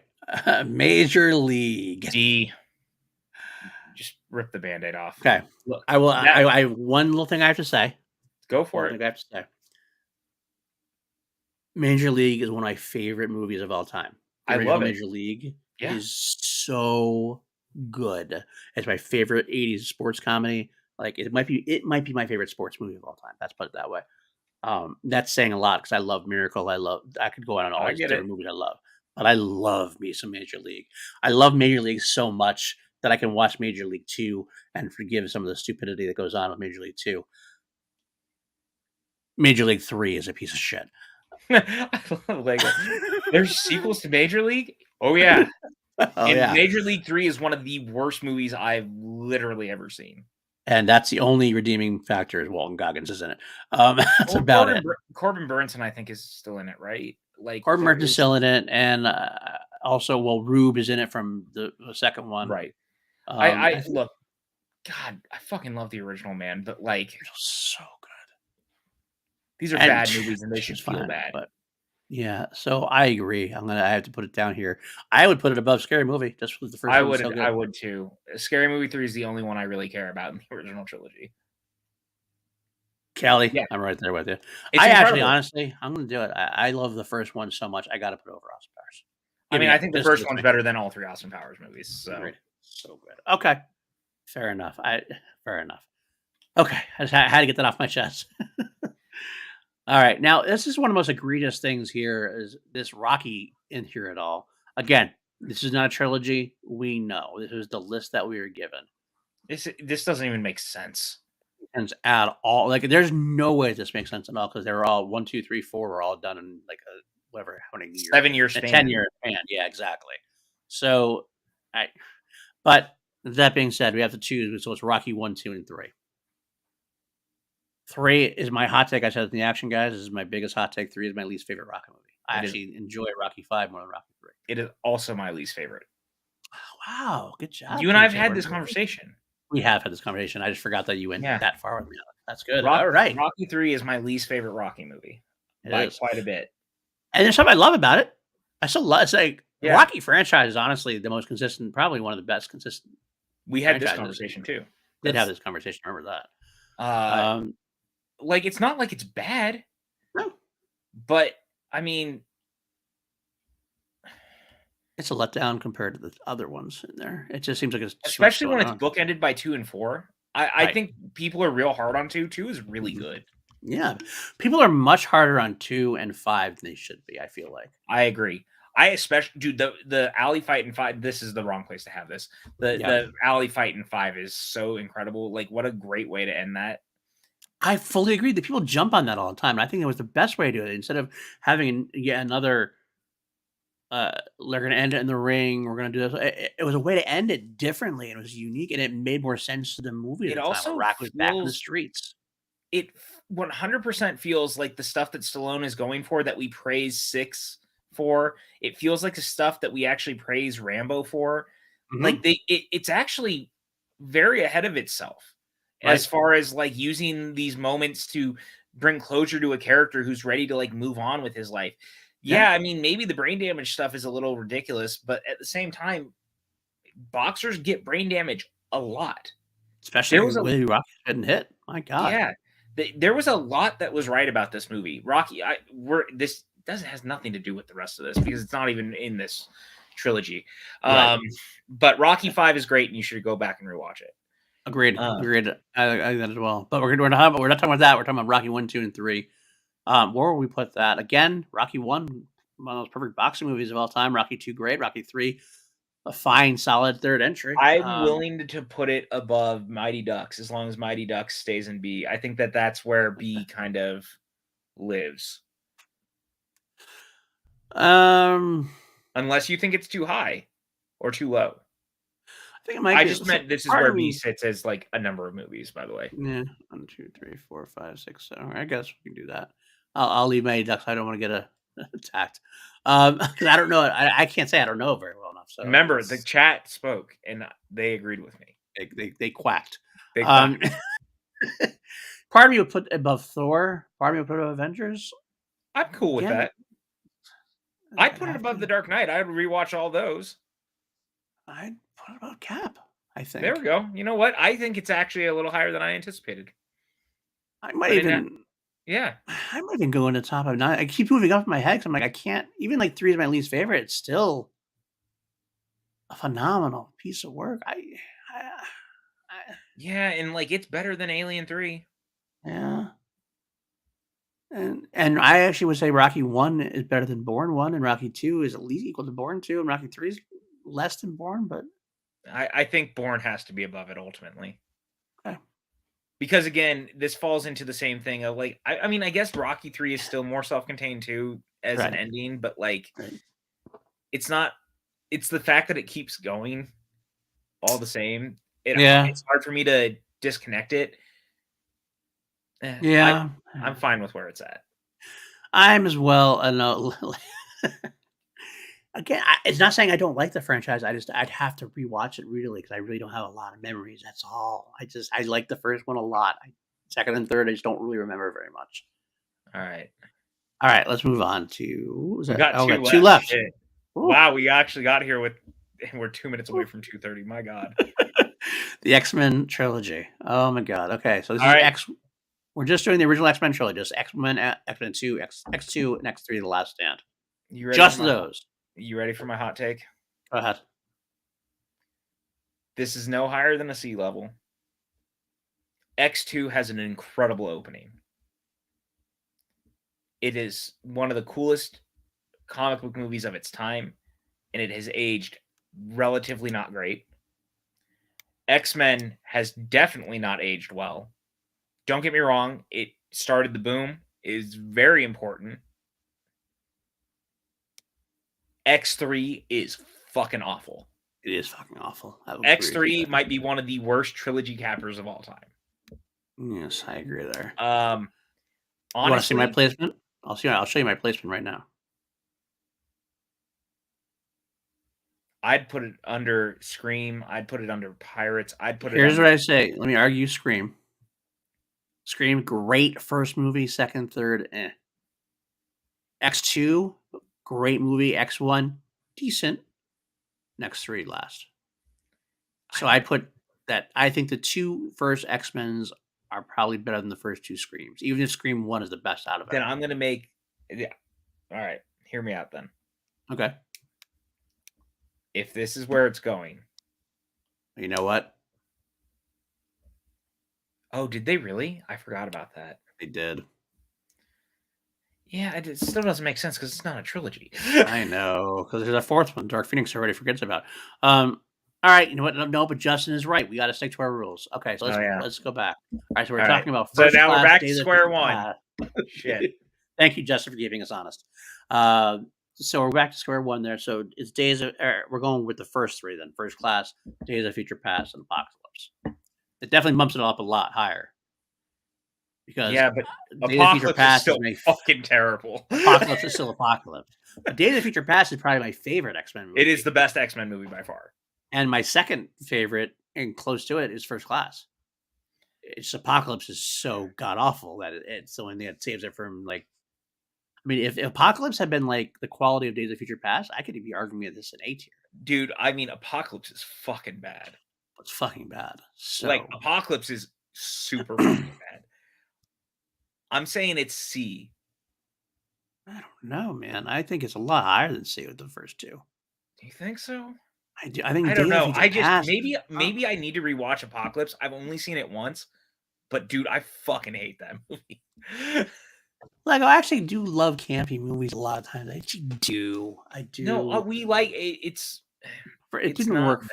It's hard to. We did an entire 2 podcast about the Scream stuff. All right. Let's go back to X-Men. God. The problem is we're going to bump Money Ducks down if I do anything. But I feel I'm willing to let Thor go to C. Let Thor go to C? Or we let no.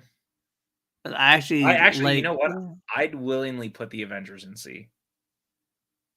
And put Thor back in B? For you, because don't you love Ragnarok? I love Ragnarok so much, but I don't. But the other two, comparatively, I think the Avengers are at. Actually, no, I'd give the Avengers. Okay. I was trying to give it to you. I appreciate that.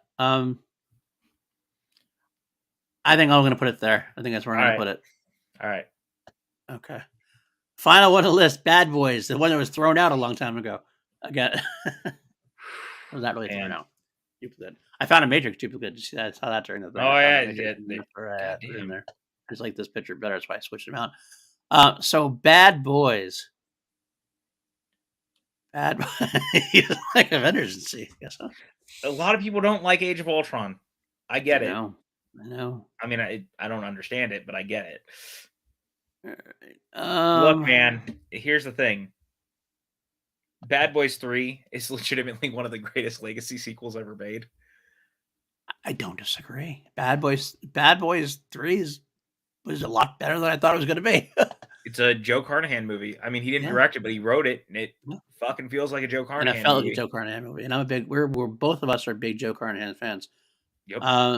Currently, my most watched director of the year, Joe Carnahan, on my letterbox. I rewatched 6 of his movies. Well, yeah, 6. It's funny. I would never argue Joe Carnahan being like a great director, like a phenomenal director, but he's just very solid, very consistent, very everything he's made is between 3.5 and 4 stars, and there's nothing lower. That's an incredible work. All right, so Bad Boys, what you gonna do? What you gonna do when they come for you? Dude, I fucking love Bad Boys 2 also. I do. And I really like the first one. I do. And 3 is good. It's a very consistently good trilogy. Here's the thing. Bad Boys is arguably maybe Bay's second best movie. His best movies were the ones when he was contained. The Rock and Bad Boys are those 2 movies. We know, Dan. We know. Yeah, dude. I literally just talking about that. I literally texted PLD last night while I was rewatching the A-Team, and I said, "It's a fucking disgrace that we didn't get an A-Team sequel." I should have texted Dan that too, but I forgot that Dan was like a big Carnahan fan until this morning. See, we're back on the same page, Lego. We're back on the same page. And Stardrew, actually, right now, I think that Bad Boys is over Scream. I actually don't think it's a C. I think it's too low in C. All right, I'm gonna do it. What? Ducks can be moved. Okay, guys, you guys in the chat, this is PJ's call. PJ is making this call. I made the call. I can't put Bad Boys underneath it. I can't. I don't disagree. Wow, that's A for Ryan. I get that. Good night. By the way, good night, John. Always good to see you. Thanks for Good popping to see you, by. John. Look, I'm We're gonna be talk honest more, with you, John, man. about the Queen podcast too. We'll talk more about that. He really liked my Queen podcast. So. I'm willing to fucking drop or put it above Avengers. I'm willing to put it above X-Men. I'm willing to put it above Dark Knight. I'm willing to put it above Cap. These movies are consistently better than at least all of those. Maybe not Cap, but like, dude, better than the first 3 Avengers movies overall. If we're talking a trilogy,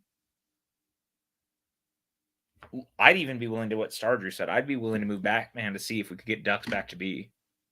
I can't do that. I can't put Batman in there. I can't put Batman that low.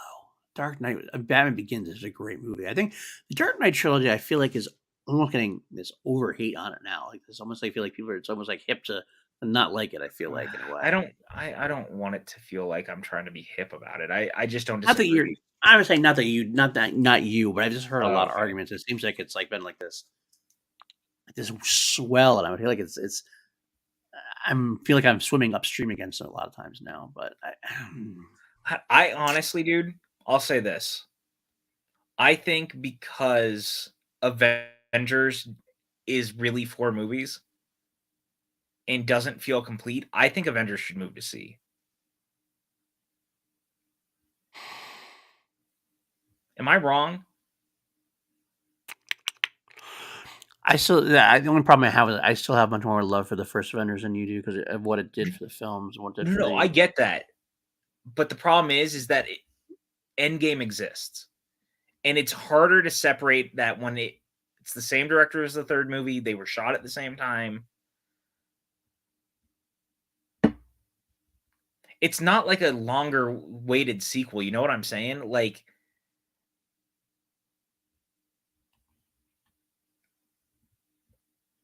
That's what we're doing. I think that's what we're doing. I mean, am I wrong? I don't know. All right, you know what? Oh, that's it, right? That's it. Okay, so now we have to figure out exactly. Okay, all right. So this is Right. it, Dan's so. right. Dan's with me. Yeah. I think at the end of the day, the way that you and I have looked at a lot of this is like, let's look how complete some of this feels, right? Right. Let's look at how some of these like fit together, the stories they're telling. I think that's why I was having such a problem with Wick ultimately. Because similarly, Wick doesn't feel complete. Well, I got to be honest, just for my own thing, I almost feel like we have to do this, though. To be honest, I think we have to do this. Like, as far as making it look right, I think we got to do this and just move these here and these to be. That's as far as like you're gonna make the pattern complete.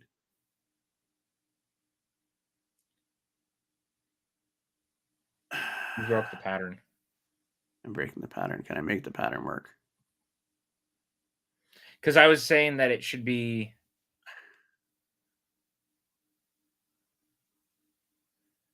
See, now this all feels all fucked up and low. Right? You know what I'm saying? It does, but that's like we can't just make it so like the bottom is the only one that could be. See, that is how it should be because you should only have 1, 2, 3, 4, 5, 6 on each. You can't have, you know what I mean? Otherwise, doesn't it make it like? Doesn't make it like? You know what I'm trying to say? I see what you're saying.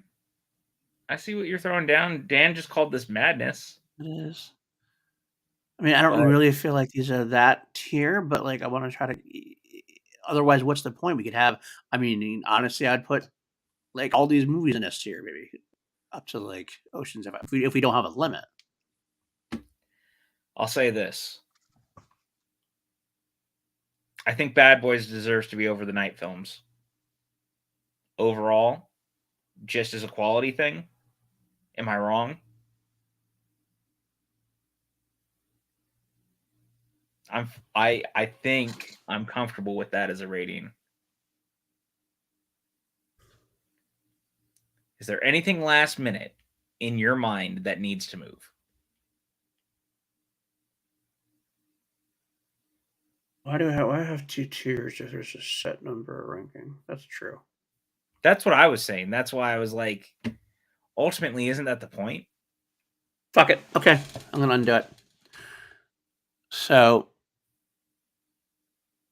we're moving Dark Knight up back up, X-Men back up. I still think that Bad Boys is higher than them. That ultimately is how I feel.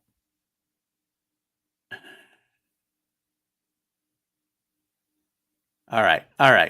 Let's legitimately go not through go this crazy. again. We don't not go crazy, but let's do this. We could move Godfather back up to S tier. Then, if we're gonna do that. I think that the C movies need to be moved back up. I agree. So, well, what I'm saying is, I think let's go top down. All right. Should we move Bourne back up to B? I think Bourne, Rocky. I would leave Rocky at B because I'm not huge on Rocky. Like, I like Rocky 3, don't get me wrong. Okay. I think that the B level stuff looks right. Okay. I still argue Avengers should arguably be C only because it's clearly not finished. Right.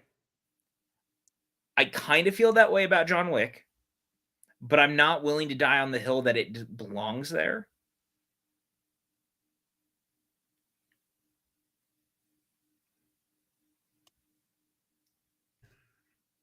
See, with Infinity War as good as it is, and with Avengers, I still think you got to keep it in B. It just doesn't feel like a complete trilogy. That's my problem right now. I'm having the hardest time with the idea that it should be in B when. But as 3 movies, Infinity War is probably one of the better ones on here. Yeah, but I just don't understand why they even considered it a trilogy. I don't either. This is the rebuttal. This is the thing we don't have to do. But this is why we had to rebut it, right? I know. That's my point. We must rebut the fact that it can't be higher because it was not complete. Okay. All right. Fine. I'm going to say it right now. I love the John Wick movies, and they need to move to C for the same reason.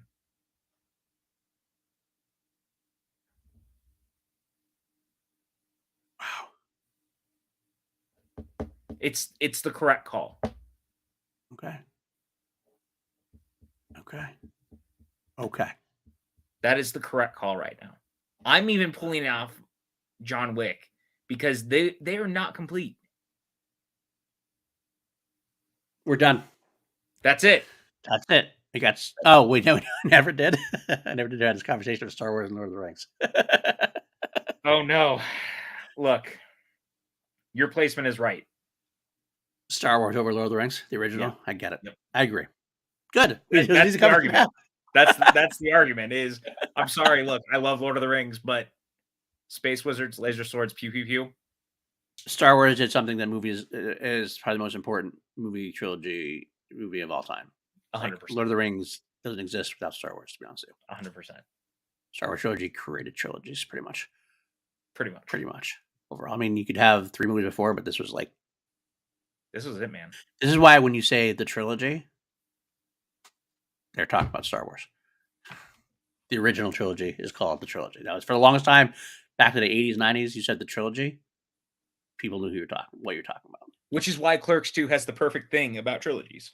Yes, exactly. And I agree that the people who included these just kind of picked the wrong movies. Like, there are trilogies and movies with lots of sequels. And that was the problem with a lot of these. 100%. That's the conversation we were having. Mm-hmm. Well, that's a book. That's a book. I know what I meant by film trilogy. When you said the trilogy, as far as films go, that's what you said. A movie trilogy. Yeah, because this is all about movies. We're not talking about the books ultimately at the end of the day. Right. So, and I think she's picking on the fact that I said Lord of the Rings would not exist without Star Wars. I meant the films. I was actually clipping that out.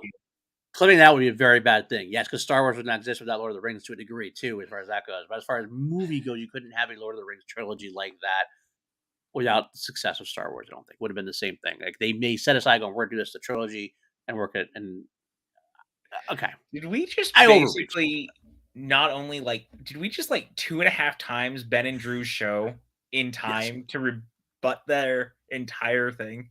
Yes, we did. Yes, we did. And I love it. I'm here for it. And that's it. We're done. That's not what I wanted to do. That's what I wanted to do. Was do this instead. There we go. There's us. There we are. Welcome to PLD Products, everyone. Thanks for sticking it out. Those of you who did, I hope you didn't have too many problems with that. I think it's a better overall ranking than Ben and Drew did, and so they can kiss my butt as far as that goes. I can't wait to hear about this later. They're going to be like, are you guys kidding me? You guys did a 2-hour and 45-minute video rebuting everything we said? Yes. Hey, some of it was the same. Some of it was a lot. There's some trilogy in there, but it was look at that. You know, we got the great job. Justin, thank you, Justin. Thanks, Justin. Yeah, thank you guys. Look, this was a lot of hard work. I don't like telling my friends that they're wrong. I don't either, but sometimes it has to happen. It has to happen. Justin says, please tweet this list. I mean, you could save it as a picture. We can do it. Kelly, it's better than Ben and Drew's. Yes. Thank you. Thank you. You did it. Look, I never want to say, like I said, my friends are wrong, but they were wrong. They were wrong. Let's be honest. But Ben and Drew there was some egregious choices made earlier. Ooh. Ooh. Ooh. I mean, I can make that argument in the next trilogy thing, you know. It's true.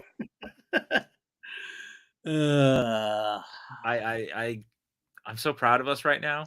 I am very proud of us. I can't believe that we did this. I can't believe we pulled it off. We did pull it off. We did pull it off. Well, folks, we are at the end of the day. PJ, where can the folks find you? You guys can find me Twitter, PJ_Campbell, hanging out here, PLD Projects. We do stuff. Movie Trivia Schmodown. Hey, we write the questions, both of us. Be nice to the writers. We're only human. Dear God. So it took almost 3 hours, but we got there. We're here for you. We did it for you. Find me at Paul_Newsy on Twitter. You can find me on Action Industries. Or this original list. When the original list came up, I tried fighting for some things, made some headway, but still had to rebut at the end of the day. You can also find me on here at PLD Projects. We actually got 2 Mediocre White Dudes going to be coming up with a new series soon. We did the Scream franchise. We're now going to break into the Conjuring universe, go one by one in those franchises. And a Patreon for PLD Products is coming soon. Stay tuned for that. We'll be doing probably more bonus videos like this, more behind-the-scenes stuff, more tier lists, more rebuttals, more commentaries, things of that nature. More blue guys hanging out in a box.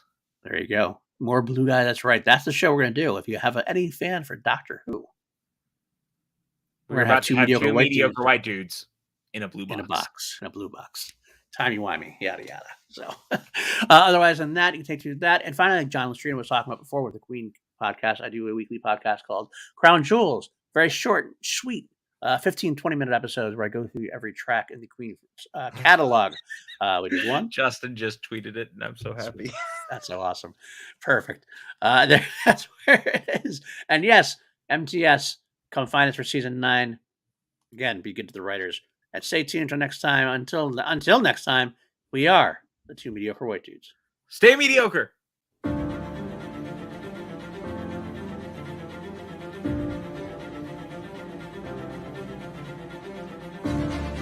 PLD PJ Campbell. 2 Mediocre White Dudes on film. Because frankly, we know you don't have enough of that in your life. So we're here to give you more.